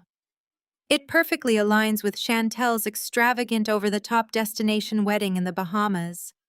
Warren had stood up at the reception raising a glass of expensive champagne, boasting about how a real man provides nothing but the absolute best for his favorite daughter. He had looked directly at me during that toast, a silent, mocking reminder that my own small courthouse wedding to my ex-husband had been an embarrassment to his legacy. Now looking at the screen, I see the truth. Warren funded that entire wedding with a toxic, high-yield commercial loan that put his warehouse properties in immediate jeopardy. He literally mortgaged his employees' livelihoods just to show off for his country club friends. The forensic deep dive continues, and the rot grows deeper. Julian bypasses another firewall accessing federal tax records that are usually shielded from standard audits. Warren has not paid payroll taxes in 3 quarters. He is actively siphoning the tax withholdings from his drivers' paychecks just to keep the lights on in his corporate office. There are multiple undisclosed tax liens quietly attached to his commercial fleet. If the federal government audits Prime Freight tomorrow, Warren will be facing immediate federal prison time for tax evasion. But the absolute pinnacle of his financial delusion is sitting in a separate folder Julian just decrypted. It is a notice of default formally filed by a regional banking institution but currently held in a grace period queue. Julian taps the screen, highlighting the property address on the notice. Warren secretly took out a massive second mortgage on the family estate 2 years ago. He leveraged the sprawling brick mansion, the very house Beatrice uses, to host her elite prayer circles and high society charity dinners. He missed the last 4 payments. The bank is preparing to initiate formal foreclosure proceedings by the end of the month. Beatrice is crying on the church altar, completely unaware that she is weeks away from being physically evicted from her own home. A sharp electric jolt of satisfaction cuts right through the heavy pain medication dulling my senses. But Julian is not finished. He operates with the ruthless efficiency of a man who dismantles empires for a living. He opens a final folder cross-referencing Warren's desperate cash infusions with recent commercial real estate escrow accounts. Julian stops typing. He leans closer to the screen, his dark eyes narrowing. He clicks on a scanned PDF of a wire transfer authorization. "This is the kill shot," Julian says, his voice dropping an octave. I lean in, squinting at the document. It is a massive authorized transfer of $600,000 moved directly from a commercial escrow account into Prime Freight's primary operating account. I look at the origin of the transfer. It bears the logo of a highly successful commercial real estate brokerage in downtown Atlanta. The brokerage is owned and operated by Preston, Chantel's husband. I look at the signature line at the bottom of the authorization form. It is Preston's signature approving the transfer as an emergency logistics investment. But I know my father's handwriting intimately. I spent my entire childhood forging his signature on my report cards because he was too busy to look at them. The heavy pressure on the downstrokes, the sharp angle of the loops. It is Warren's handwriting. He forged Preston's signature. I type on my tablet, the text-to-speech program translating my words into a flat mechanical voice. He stole from his own son-in-law. Julian nods, his expression utterly merciless. To satisfy his most aggressive creditors, Warren siphoned over $500,000 directly out of Preston's corporate accounts. He committed wire fraud and corporate embezzlement. Preston has absolutely no idea that his father-in-law is bleeding his company dry to keep a sinking ship afloat. I sit back in the leather chair, staring at the undeniable proof of my father's absolute moral and financial bankruptcy. The sheer magnitude of his arrogance is breathtaking. He smashed a brick into my face because he felt disrespected. Chantel destroyed my architectural model because she felt entitled to put me in my place. They both genuinely believe they hold all the power, wielding their fake wealth like a weapon to force me into submission. They think I am isolated, friendless, and terrified of their public smear campaign. They have no idea that I am currently holding the digital detonator to their entire existence. "What is our move?" I type, looking up at Julian. Julian turns away from the monitors. He looks at me, taking in my bruised, swollen face, the wire caging my jaw, and the absolute unwavering fire in my eyes. He reaches out and gently traces the line of my uninjured cheekbone. "Your sister threatened to have your father's banking friends blacklist your firm," Julian says smoothly. "She thinks he still has leverage, but commercial debt is a commodity, Kiara. It can be bought, sold, and traded on the private market. And right now, Warren's debt is categorized as toxic junk. The regional banks are desperate to offload it before he formally declares bankruptcy." Julian turns back to his keyboard. "I am going to have my firm purchase his primary debt portfolio. We can acquire it for pennies on the dollar right now. By the time the sun fully sets tonight, I will legally own every single loan keeping Prime Freight alive. We will be his primary secured creditors. I watched Julian execute the rapid series of corporate commands initiating the acquisition through his venture capital channels. It is a masterstroke of financial warfare. We are not just going to expose Warren, we are going to completely liquidate his pride, his company, and his control. I pull the crushed ice pack away from my face. I cannot smile properly, but the fierce, burning satisfaction radiating through my chest is better than any physical expression. The smear campaign outside these walls does not matter anymore. My family is about to walk blindly into a trap they built with their own greed, and I'm going to be the one who finally pulls the lever. The glowing screens of Julian's venture capital terminal are still rendering the catastrophic depths of Warren's financial ruin when a sharp, persistent vibration breaks the silence of the penthouse office. Julian's private encrypted mobile device, a line strictly reserved for high-level corporate informants and emergency acquisitions, is buzzing against the polished mahogany desk. Julian glances at the caller identification screen, and his dark, perpetually composed eyebrows pull together in a rare display of genuine shock. He picks up the device, reads the incoming text message, and slowly turns the screen toward me. The message is from an unregistered number, but the context is incredibly specific. It references a secure commercial escrow account number that only a handful of people in Atlanta's real estate sector know exists. The sender is requesting an immediate, highly discreet face-to-face meeting. The sender is Preston. Julian does not hesitate. He sets the terms immediately, dictating a location far removed from the polished high-end financial districts and affluent suburban country clubs my family frequents. He chooses a small, dimly lit independent coffee shop on the industrial outskirts of Decatur. I adjust the crushed ice pack against my face. My jaw is still wired shut, held together by titanium and surgical steel, but the throbbing pain has been completely eclipsed by a cold, relentless surge of predatory adrenaline. We arrive early and take a secluded corner booth facing the entrance. 20 minutes later, the chime above the heavy glass door rings. I almost do not recognize the man who walks inside. Preston usually projects the flawless, deeply entitled aura of a top-tier commercial real estate broker. For years, I have only seen him living in custom Italian suits, sporting a perfectly calibrated, arrogant smile, and exuding the lazy confidence of a man who married into what he believed was an untouchable Southern logistics dynasty. The man shuffling toward our booth looks completely destroyed. He is wearing a wrinkled, faded quarter-zip sweater, and he has not shaved in days. His shoulders are heavily slumped, bearing the invisible, crushing weight of my family's relentless, suffocating toxicity. He slides into the booth opposite Julian and me. He does not order a drink. He does not offer a greeting. He just stares at his hands resting on the scarred wooden table. He finally looks up, taking in my bruised, swollen face and the rigid wire caging my jaw. He winces visibly, swallowing hard, as if the stark physical reality of Warren's violence has finally shattered whatever lingering illusions he was desperately holding on to. For 7 years, I bought into their narrative. Preston begins, his voice trembling with a mixture of profound exhaustion and bitter self-loathing. I listened to Chantel call you unstable and jealous. I watched Beatrice parade around the church like a living saint, while Warren played the role of the untouchable titan of industry. I let them convince me that I was marrying into a legacy.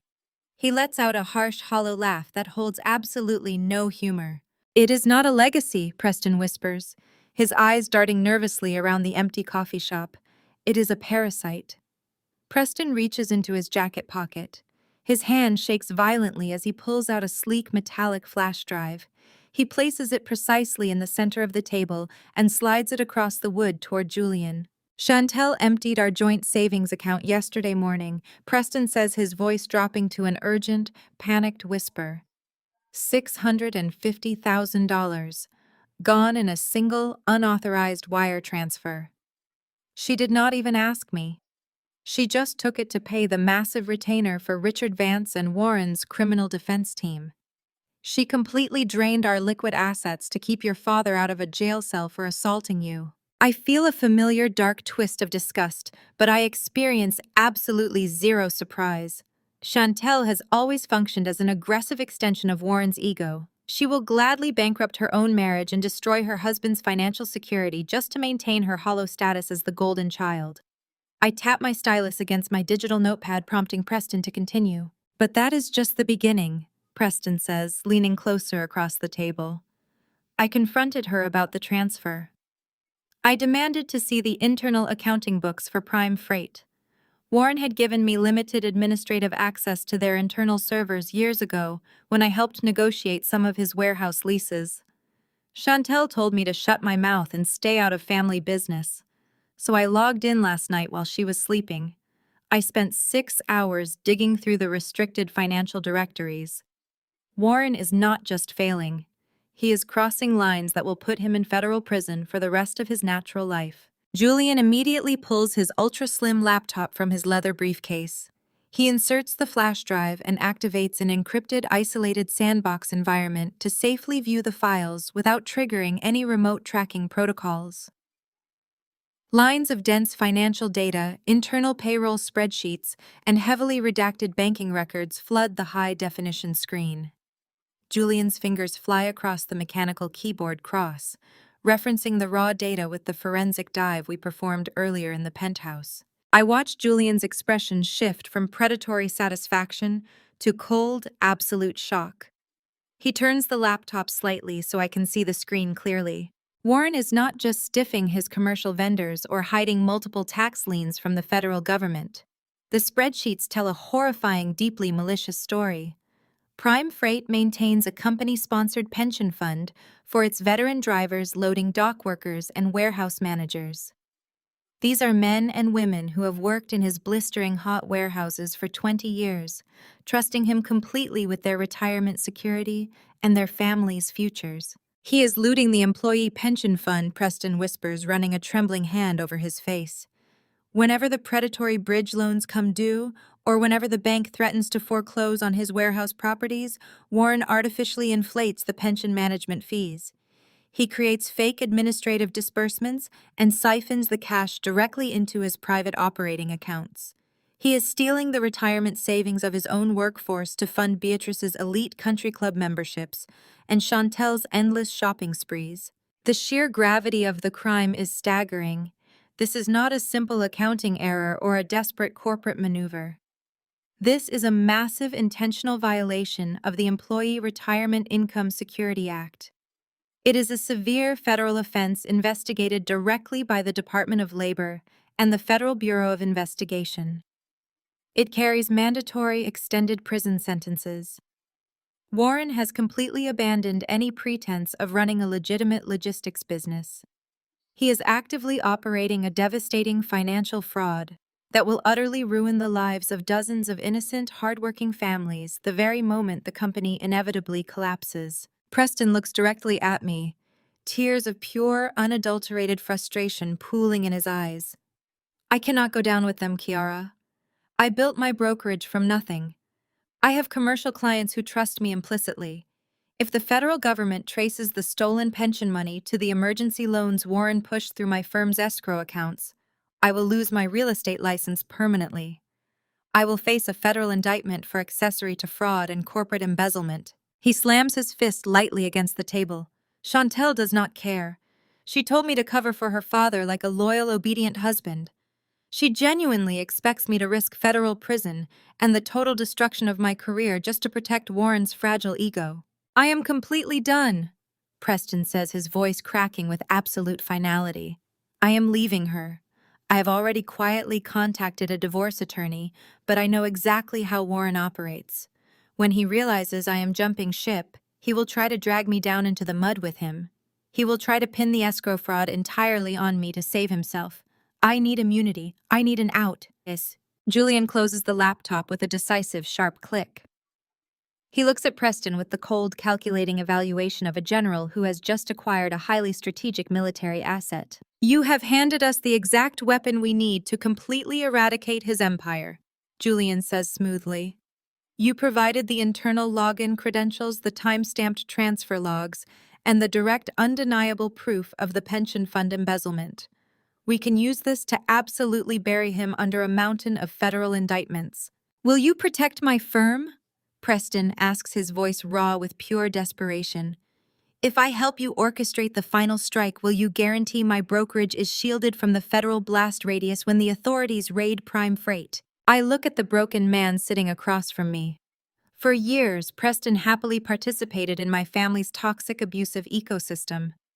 He drank their expensive wine, laughed at their condescending jokes, and intentionally turned a blind eye to their cruelty toward me, as long as it benefited his social standing and his bank account.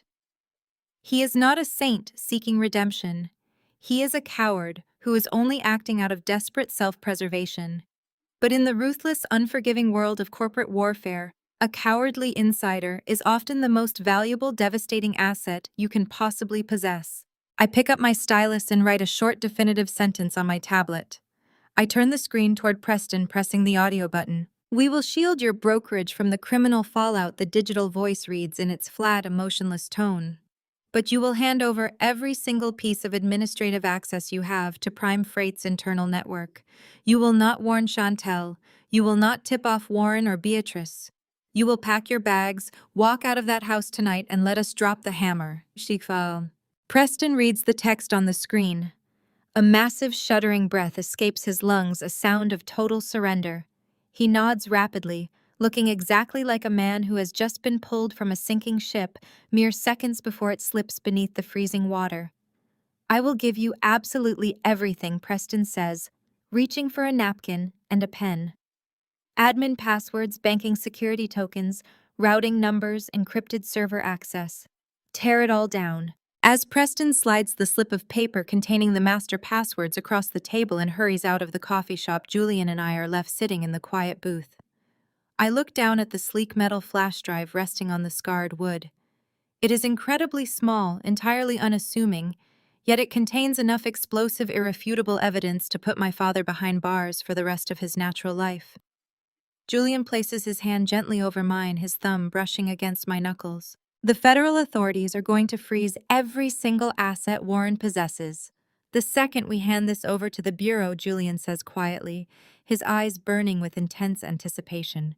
He will have nothing. They will all have absolutely nothing. I nod slowly. The agonizing throbbing in my fractured jaw is completely gone, entirely replaced by a cold, magnificent clarity that sharpens all of my senses. My family wanted to declare a war of total destruction against my life and my livelihood.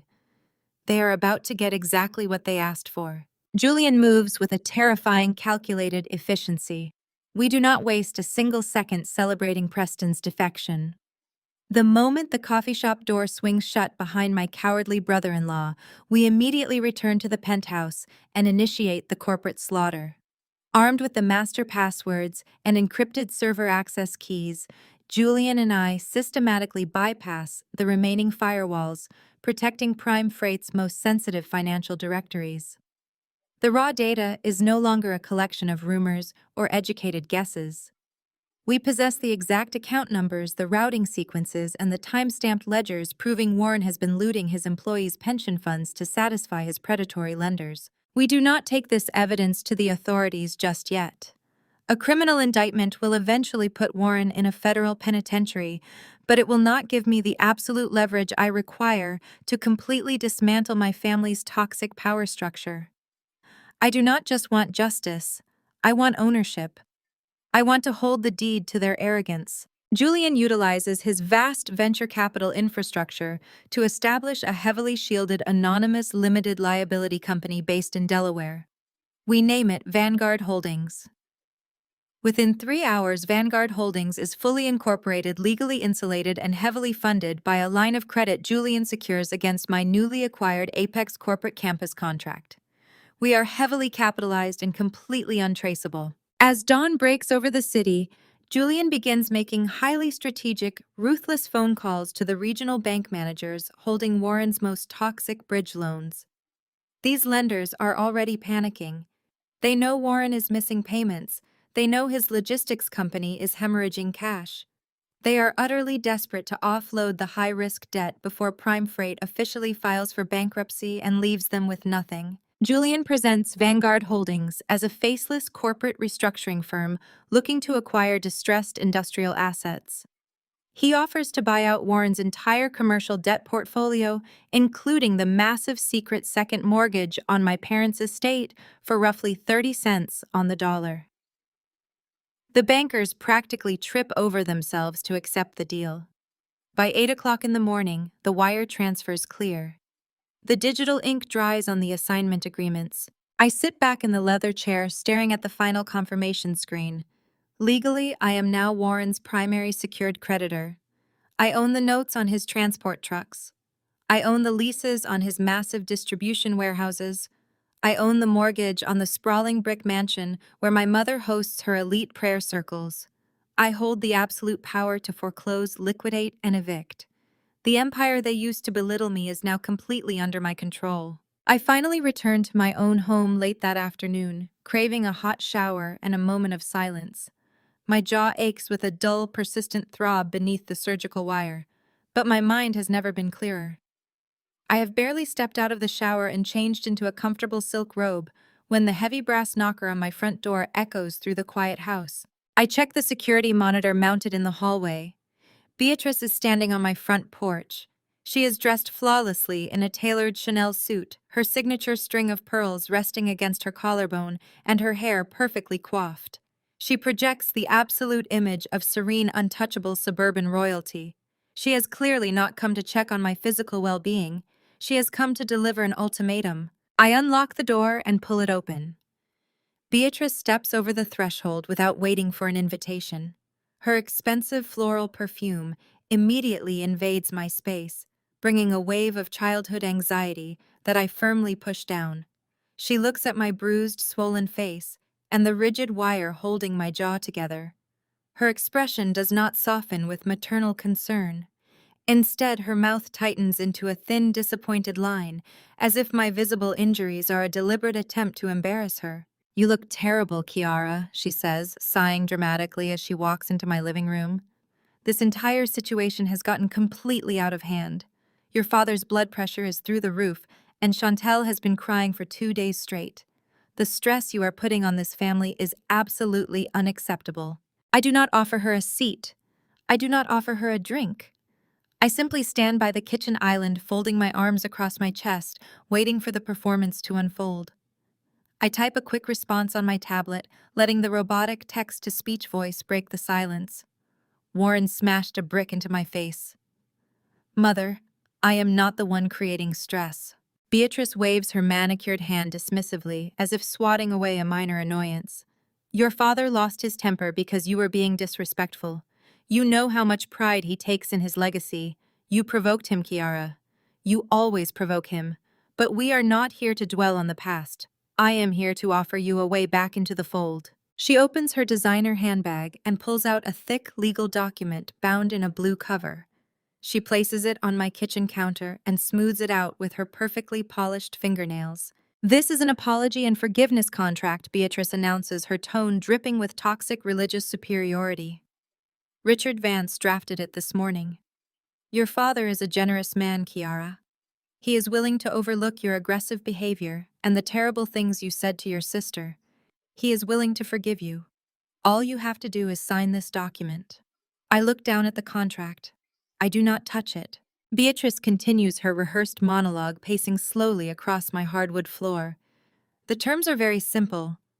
You will formally withdraw the aggravated assault charges against your father. You will sign a comprehensive non-disclosure agreement, preventing you from ever discussing the incident with the press or your corporate clients. You will issue a written apology to Chantel for upsetting her. In exchange, your father will generously pay your medical deductibles, and we will welcome you back to the family dinner table for Thanksgiving." She stops pacing and looks at me, offering a chilling, entirely fake smile. "This is your last chance, Kiara. If you refuse this grace, you will be permanently cut off. We will excommunicate you from the family. You will be entirely alone. No one in our social circle will ever speak to you again. You will be an outcast. Just sign the paper, drop this ridiculous legal crusade, and let us go back to normal. I stare at the woman who gave birth to me. For 30 years, she used this exact tactic to keep me in line. She weaponized family loyalty, threatening isolation and social ruin to force my compliance. She genuinely believes that the threat of being cut off from their toxic ecosystem is enough to terrify me into submission. She expects me to break down, apologize for my own assault, and gratefully accept the scraps of conditional love she is offering. I do not argue. I do not raise my voice. I do not try to explain the severity of my injuries or the cruelty of her demands. Arguments require a baseline of mutual respect, and we are far past that point. I slowly turn away from her and walk over to my entryway console table. I pick up a heavy manila envelope. It bears the official seal of Vanguard Holdings. I walk back to the kitchen island and place the envelope directly on top of her ridiculous forgiveness contract. I slide the envelope toward her. Beatrice looks at the manila package, her brow furrowing in confusion. What is this, a counter offer? I told you, Kiara, your father is not negotiating. This is a take it or leave it situation. I type my response, open it. Beatrice huffs in annoyance, but she breaks the seal and pulls out the stack of documents inside. She unfolds the thick legal paper. I watch her eyes scan the top of the first page. It is a formal notice of commercial foreclosure and debt assumption. At first, she does not understand. She reads the legal jargon, her eyes skipping over the financial terminology. But then her gaze lands on the specific property address listed under the collateral section. It is the address of her sprawling, beloved brick mansion. She reads the name of the holding company claiming ownership of the debt. She reads the total amount of the defaulted second mortgage. The blood completely drains from her face. Her perfectly applied blush stands out in stark contrast against her suddenly ashen skin. Her hands begin to tremble violently, causing the heavy paper to rattle in the quiet room. "What is this?" Beatrice whispers, her voice cracking. Her confident, imperious tone completely vanishes. "This is a mistake. The bank owns our mortgage. Warren pays the bank." I pick up my tablet and type my final response. I turn the volume up to maximum. "The bank does not own your mortgage anymore."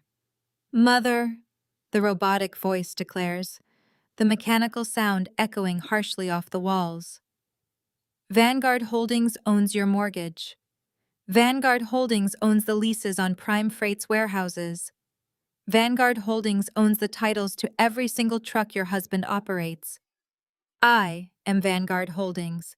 I bought Warren's entire toxic debt portfolio for pennies on the dollar at 6 o'clock this morning."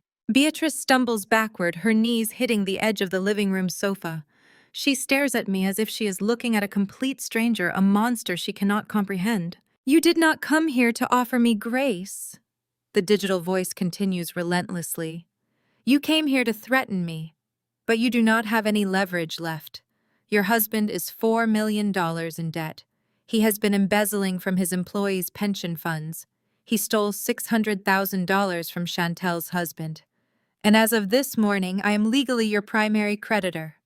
I point a single steady finger at the foreclosure notice shaking in her hands. "I am not dropping the assault charges," the voice states. "And I am not signing your forgiveness contract. You have exactly 14 days to vacate that mansion before my holding company formally evicts you.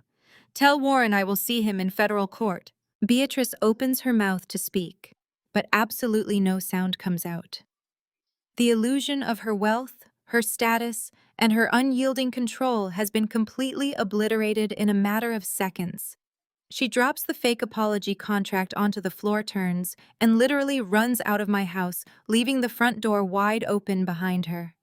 I stand alone in the quiet kitchen, listening to the frantic screech of her luxury SUV tires as she speeds away, knowing the absolute destruction of their empire has officially begun. Sunday morning arrives with the suffocating humidity typical of Atlanta, but inside the sprawling multi-million-dollar sanctuary of the Grace Fellowship megachurch, the climate is perfectly controlled.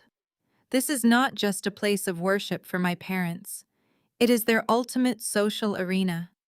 It is where Beatrice parades her designer hats, and Warren shakes hands with local politicians, cementing their status as untouchable pillars of the community. They have spent decades cultivating an image of devout, flawless righteousness within these walls. Today, they plan to weaponize that very congregation against me. Julian and I arrive late, intentionally slipping through the heavy carved oak doors, just as the main service transitions into the community prayer segment. We take our seats in the very last pew, hidden in the shadows beneath the massive balcony overhang. I am wearing a high-collared silk blouse and oversized dark sunglasses to obscure the lingering bruising and the surgical wire still securing my jaw. Up on the brightly lit stage, Pastor Miller steps aside with a somber expression. He yields the pulpit to Warren and Beatrice. My mother approaches the microphone clutching a lace handkerchief, her shoulders trembling with a perfectly choreographed display of maternal grief. Warren stands right behind her, his hand resting heavily on her shoulder in a manufactured show of patriarchal strength and solidarity. The sheer audacity of their performance makes my stomach turn. Beatrice leans into the microphone, letting out a fractured, breathy sob that echoes through the state-of-the-art surround sound system.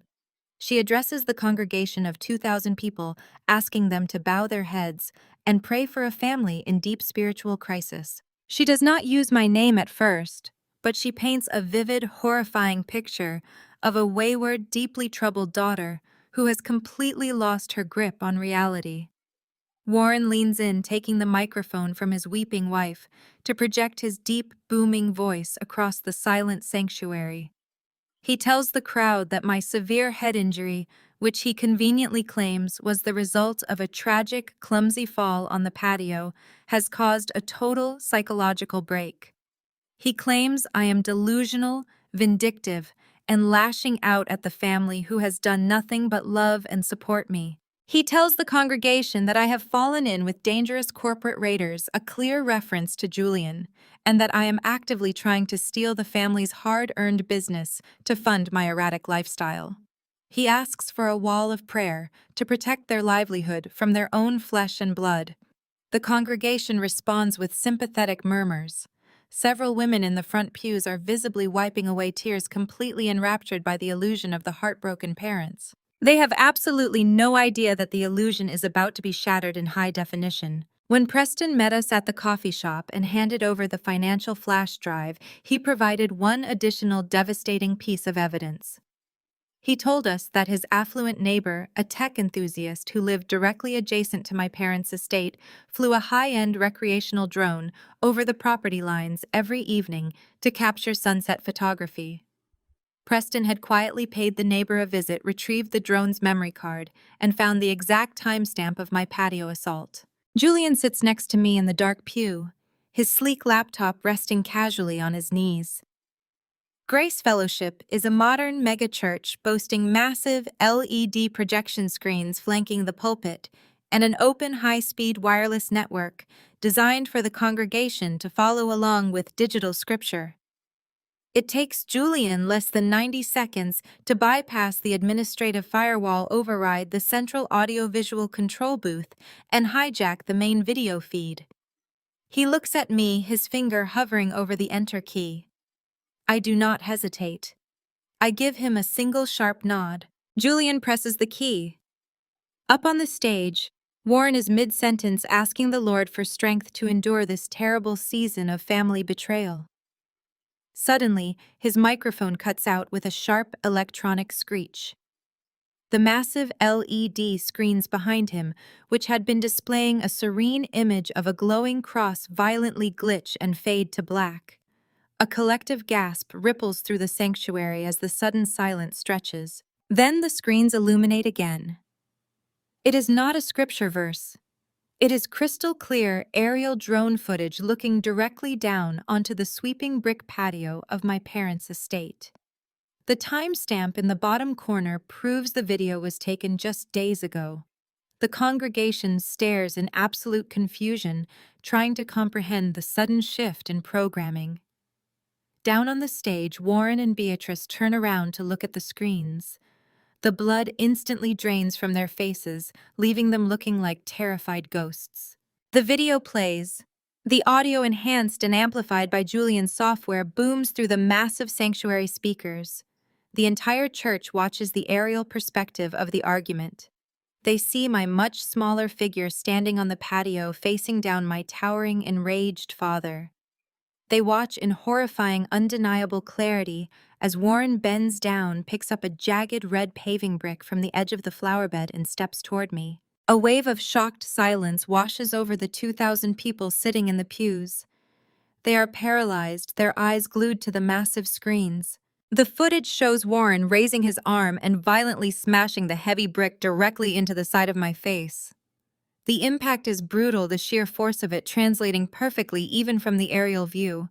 My body crumples to the stone patio like a discarded rag doll. A collective horrified shriek rips through the congregation. The elderly woman sitting in the pew directly in front of me covers her mouth with trembling hands, letting out a stifled cry. But the video is not over. The drone's highly sensitive directional microphone captures the immediate aftermath perfectly. The church surround sound system broadcasts the sickening thud of the brick hitting my skull, followed by my pained, breathless groans. And then the ultimate damning piece of audio fills the sacred space. It is Beatrice. Her voice rings out sharp, clear, and dripping with absolute malice. She is laughing. She stands over my bleeding, unconscious body on the patio and lets out a cruel, mocking laugh. She tells Warren that I finally got exactly what I deserved for being such a disrespectful disappointment. The church erupts into absolute uncontrolled pandemonium. The facade of the holy suffering parents is instantly incinerated, replaced by the undeniable reality of a violent, abusive monster and his sadistic, enabling wife. Outrage ripples through the sanctuary in a physical wave. Men and women who had just been weeping in sympathy for my parents are now standing up, shouting in pure disgust. Pastor Miller rushes onto the stage, his face pale with horror, frantically waving his arms at the audiovisual booth up in the balcony to cut the feed. But Julian has completely locked out the internal controls. The video loops replaying the brutal assault and the cruel laughter over and over again, searing the absolute truth into the minds of every single person in the room. On the stage, Warren looks like a cornered beast. His booming, authoritative posture completely collapses. He holds his hands up, stammering into a dead microphone, desperately trying to formulate an excuse that does not exist. Beatrice covers her face with her lace handkerchief, but she is not fake crying anymore. She is hyperventilating in sheer, absolute terror as the social elite of Atlanta, the people whose opinions she values above oxygen, look at her with unadulterated revulsion. They are trapped under the blinding glare of the stage lights, completely exposed and utterly ruined. I reach up and slowly remove my dark sunglasses. Julian closes his laptop with a quiet click and slides it into his briefcase. We stand up together in the back pew. I do not say a single word. I simply let the ambient light from the stained glass windows catch the deep purple bruising around my eyes and the metallic glint of my wired jaw. Heads begin to turn. The people in the back rows spot me standing there, the physical embodiment of the horrific violence they are currently watching on the screens. The realization spreads through the massive crowd like wildfire. Warren looks up from the stage, his panicked wide eyes tracking the rapid shift in the congregation's attention. He looks past the sea of disgusted faces and sees me standing at the very back of his precious sanctuary, flanked by the man who just bought his financial ruin. The look of profound, crushing defeat that washes over my father's face is the most beautiful, vindicating thing I have ever witnessed. He knows he has lost everything. His money, his reputation, his power, and his legacy are entirely gone. Julian places a gentle protective hand on the small of my back. He does not gloat. He simply guides me toward the heavy oak doors leading out to the sunlit foyer. We walk out of the sanctuary in absolute silence, leaving the deafening, chaotic roar of 2,000 outraged voices echoing behind us. The empire of lies my family built has completely burned to ash, and I did not even have to strike the match. I just handed the congregation the gasoline and let my parents ignite the flame. The fallout from the church sanctuary is instantaneous and absolutely catastrophic. By Monday morning, the high-definition drone footage of Warren smashing a brick into my face has leaked beyond the congregation. It is circulating through Atlanta's elite country clubs, private school group chats, and most importantly, corporate boardrooms. The social ruin is absolute, but the financial terror is what truly breaks them. Warren's remaining investors and silent partners flee in absolute terror, severing ties to avoid the impending public relations nightmare. Prime Freight goes into total freefall. Chantel watches her golden pedestal disintegrate. Her platinum credit cards begin declining. Her elite social circle stops returning her calls. The reality of losing her multi-million-dollar trust fund and her lavish, completely unearned lifestyle finally shatters her arrogant delusion. She realizes the sinking ship is taking her down with it, and she makes a desperate, sickening move. Late Tuesday evening, the sleek glass-enclosed offices of Julian's venture capital firm are mostly empty. I am at home reviewing the Vanguard Holdings foreclosure schedules, while Julian stays behind to finalize the acquisition paperwork. According to the building's security logs, Chantel waits until the lobby receptionist leaves for the night. She slips through the main doors behind a late-working janitor and takes the private elevator directly to Julian's executive floor. Julian later shows me the high-resolution security footage from his office, and the sheer desperation dripping from my sister is pathetic. She walks into his office wearing a deeply plunging skin-tight crimson dress that she likely considers her most lethal weapon. Julian does not even look up from his multi-monitor trading terminal. He simply asks her how she bypassed building security. Chantel does not answer. Instead, she walks around his massive mahogany desk and perches herself directly on the edge of it, crossing her legs to intentionally display a long stretch of bare skin. She begins to cry. It is the exact same manufactured breathy sob she used for decades to manipulate our parents, but Julian is entirely immune to her theatrics. She leans forward, invading his personal space, and begins spinning a fabricated, pitiful narrative. She claims Warren is a monster who forced her to participate in the abuse. She insists Beatrice brainwashed her into hating me. She plays the ultimate victim, entirely discarding her lifetime of enthusiastic, malicious participation in my torment. Julian leans back in his leather executive chair, steepling his fingers, and allows her to keep digging her own grave. Encouraged by his silence, Chantel drops the victim act and pivots to outright seduction. She lowers her voice to a husky whisper and makes her proposition. She tells Julian she knows Vanguard Holdings is about to obliterate Warren. She offers to formally turn state's evidence against her own father in the impending federal criminal trial. She promises to hand over Beatrice's private offshore bank accounts. She offers to completely destroy her parents provided Julian meets 3 simple demands. He must pay off her massive hidden personal debts. He must shield her specific trust fund accounts from the federal asset freeze. And he must permanently leave me. Chantel reaches out, tracing her manicured fingernail along the lapel of Julian's custom suit. She tells him I am broken and scarred both physically and mentally. She offers herself as the ultimate prize, promising to be the perfect obedient corporate wife if he simply abandons me and saves her from the financial blast radius. Julian sits perfectly still for 3 agonizing seconds. Then he reaches under his desk and presses a sleek silver button. A large flat-screen monitor mounted on the far wall of his office instantly blinks to life.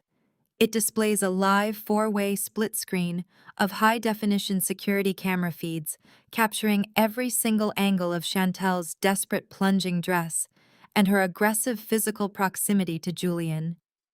In the corner of the screen, a red recording icon pulses steadily. Julian stands up, towering over her, his expression radiating absolute glacial disgust. He informs her that his office is a highly secure, federally compliant financial environment.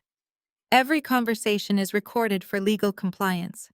He tells her she has just spent the last 10 minutes detailing her willing participation in Warren's financial crimes, while simultaneously offering to commit perjury and witness tampering in exchange for financial compensation. He coldly explains the legal definition of criminal extortion.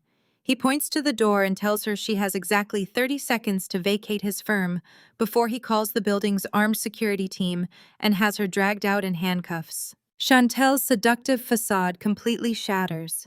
The realization that she just handed the prosecution a perfectly wrapped high-definition confession hits her like a physical blow. She scrambles off the desk, her expensive heels slipping on the polished floor, and runs out of the office in absolute humiliating defeat. Julian immediately exports the encrypted video file, sending a secure copy directly to my tablet. He lets her know she has just handed us the final nail for her own coffin. The sheer panic radiating from my family's estate is almost tangible. Warren is bleeding out financially, and the Vanguard Holdings foreclosure notices are ticking down like a bomb timer. Knowing my anonymous limited liability company is about to seize his business, seize his warehouses, and padlock the doors to his mansion, my father frantically attempts a final highly illegal maneuver. He tries to hide his money. Warren possesses 3 unencumbered high-value commercial properties in the northern suburbs.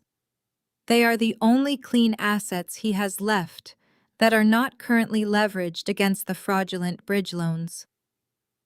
In a desperate, manic attempt to shield this wealth from the impending Vanguard Holdings sweep, he initiates a fraudulent conveyance.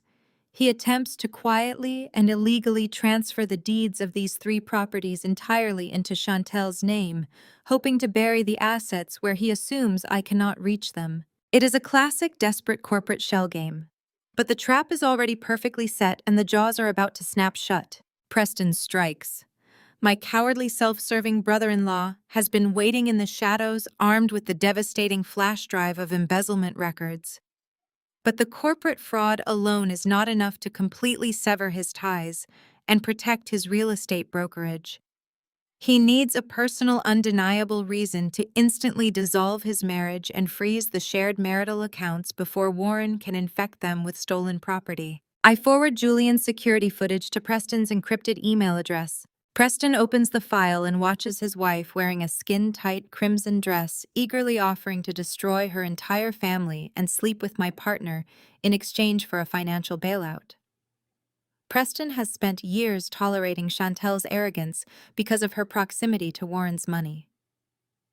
Now that the money is toxic and the infidelity is captured in high definition, Preston moves with a ruthless speed born entirely of self-preservation. He retains the most aggressive, bloodthirsty divorce attorney in Atlanta.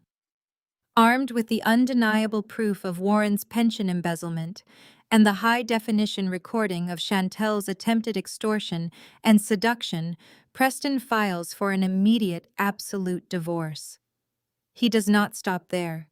He utilizes the video evidence of Chantel's erratic criminal behavior to petition a federal judge for an emergency ex parte injunction. He claims his wife is actively engaging in organized financial extortion and is attempting to illegally shelter stolen corporate assets in their joint marital accounts. The judge reviews the evidence and signs the emergency order without hesitation. Warren and Chantel are sitting in a sterile conference room at a prominent downtown title agency. They are mere minutes away from signing the fraudulent transfer deeds that would temporarily hide Warren's remaining millions. Chantel already has the expensive fountain pen in her hand, ready to ink her name and secure her stolen golden parachute. The heavy glass door of the conference room swings open. It is not the notary public. It is a uniformed court process server flanked by 2 armed security guards. The server walks directly to the mahogany table and drops a massive stack of legal documents right on top of the fraudulent property deeds. He formally serves Chantel with the divorce filings. He then places a second brightly colored document on top of the stack. It is the emergency federal injunction. The server informs Chantel that as of 10 minutes ago, every single bank account, trust fund, and property deed bearing her name has been completely frozen by a federal court order. She cannot access a single dollar. She cannot sell a single asset. And most importantly, she cannot legally accept the transfer of Warren's commercial properties. The fraudulent conveyance is blocked dead on arrival. Warren lunges across the table, screaming at the process server, demanding to know who authorized the injunction. The server calmly advises him to contact his son-in-law's legal counsel, turns on his heel, and walks out of the room. The checkmate is absolute. Chantel is left staring at the divorce papers, realizing her husband has completely abandoned her. Her trust fund is locked behind federal red tape, and she is utterly destitute. Warren is left staring at the unsigned deeds, realizing his final desperate attempt to hide his money has failed spectacularly. The clean assets remain in his name, making them perfectly ripe for Vanguard Holdings to seize in the impending bankruptcy liquidation.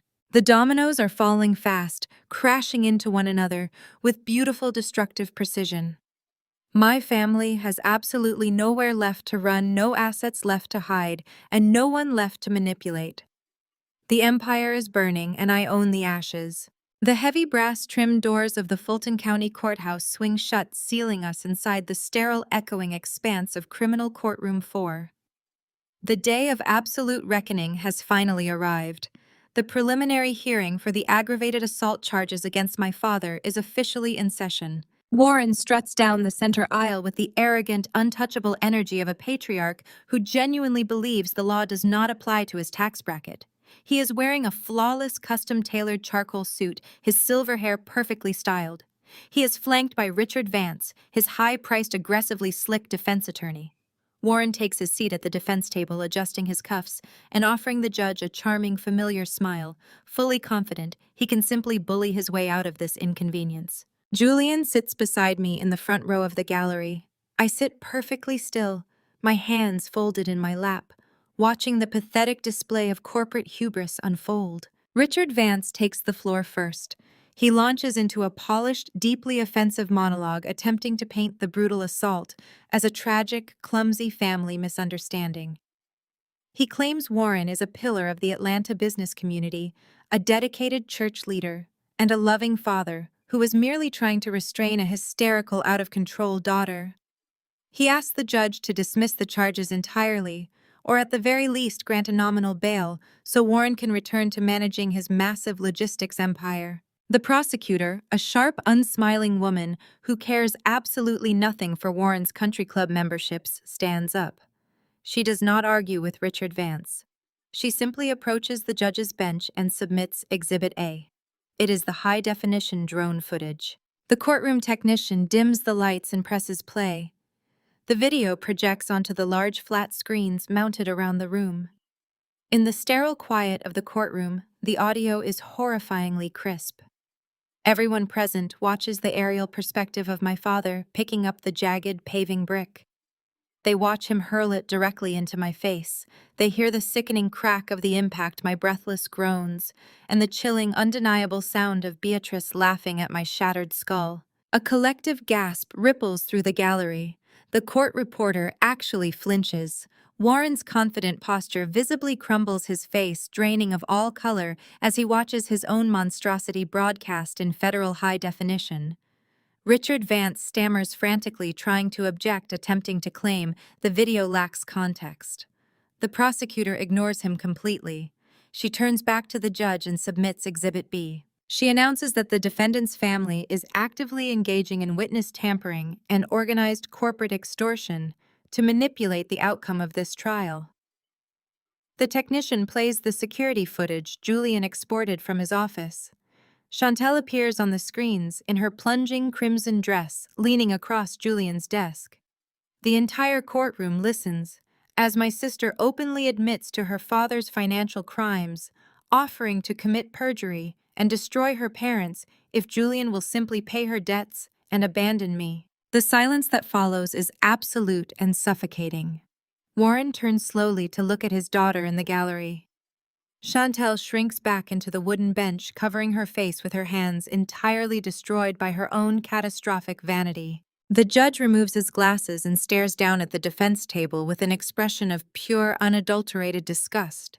He bangs his gavel with a sound like a gunshot. He declares that the defendant is a clear and present danger to society, and that his family's active attempts to tamper with witnesses represent a severe threat to the integrity of the judicial system. He revokes Warren's bail entirely. He remands him into immediate federal custody. Two heavily armed bailiffs step forward. They do not treat Warren like a wealthy logistics titan. They treat him like exactly what he is, a violent criminal. They order him to turn around and place his hands behind his back. The sharp metallic click of the steel handcuffs echoes loudly through the courtroom. They order him to remove his expensive silk tie. They force him to take off his leather belt. They make him bend down and pull the shoelaces out of his custom Italian Oxfords to prevent self-harm in the holding cells. I sit in the gallery and watch my father, stripped of his wealth, his dignity, and his shoelaces, shuffling out of the courtroom in handcuffs. His empire of terror is officially over. But the financial empire is now entirely unprotected. The following morning, the atmosphere inside the Prime Freight Logistics headquarters is pure, unfiltered panic. With Warren locked in a federal holding cell and Chantel's assets entirely frozen by Preston's emergency divorce injunction, the company is bleeding out. Beatrice and Chantel are currently barricaded inside the executive boardroom. They are frantically trying to liquidate whatever movable corporate assets they can find just to survive the week. Julian and I step out of the private executive elevator. We are flanked by a team of 3 ruthless corporate attorneys carrying heavy leather briefcases. We walk past the empty receptionist desk and head straight for the boardroom. I push the heavy glass doors open without knocking. Beatrice and Chantel are standing by the mahogany conference table, aggressively packing expensive corporate art silver paperweights and crystal decanters into cardboard boxes. They look up, freezing like deer caught in the headlights. Beatrice's hair is disheveled. Chantel looks like she has not slept in days. "Get out of here, Kiara!" Beatrice snarls, her voice shaking with desperate, hollow authority. "This is a private corporate building. You have absolutely no right to be here. I will call the police." I do not say a word. I simply walk to the head of the mahogany table and place the thick stack of final foreclosure documents directly in the center of the wood. My lead attorney steps forward, his voice completely devoid of emotion. He informs them that Vanguard Holdings has officially called in the entirety of Prime Freight's defaulted debt. He reveals that I am the sole owner and head of Vanguard Holdings. He then places a secondary legal filing on the table. It is the final civil judgment awarded to me for the physical assault on my person and the intentional malicious destruction of my design studio. I legally seize the building. I legally seize the shipping contracts. I legally seize every single freight truck sitting in the loading bays outside. I own the chairs they are sitting on. I own the art they are trying to steal. The attorneys formally advise them that Prime Freight is officially bankrupt and they are trespassing on my private commercial property. Stripped of their wealth, their untouchable status, and their toxic pride, the final breakdown finally occurs. Beatrice stares at the foreclosure documents, the reality of her total devastation finally piercing her arrogance. Her legs give out. She drops to her knees right there on the expensive boardroom carpet. For the first time in my entire 30 years of life, she cries genuine, terrified, ugly tears. Her makeup runs down her face. Her hands shake violently as she reaches out, grabbing the hem of my coat. "Kiara, please." Beatrice sobs, her voice a pathetic, high-pitched whine. "You cannot do this to us. We are blood. We are your family. Where are we supposed to go? We have nothing left. You cannot leave your own mother with absolutely nothing." I stand perfectly still.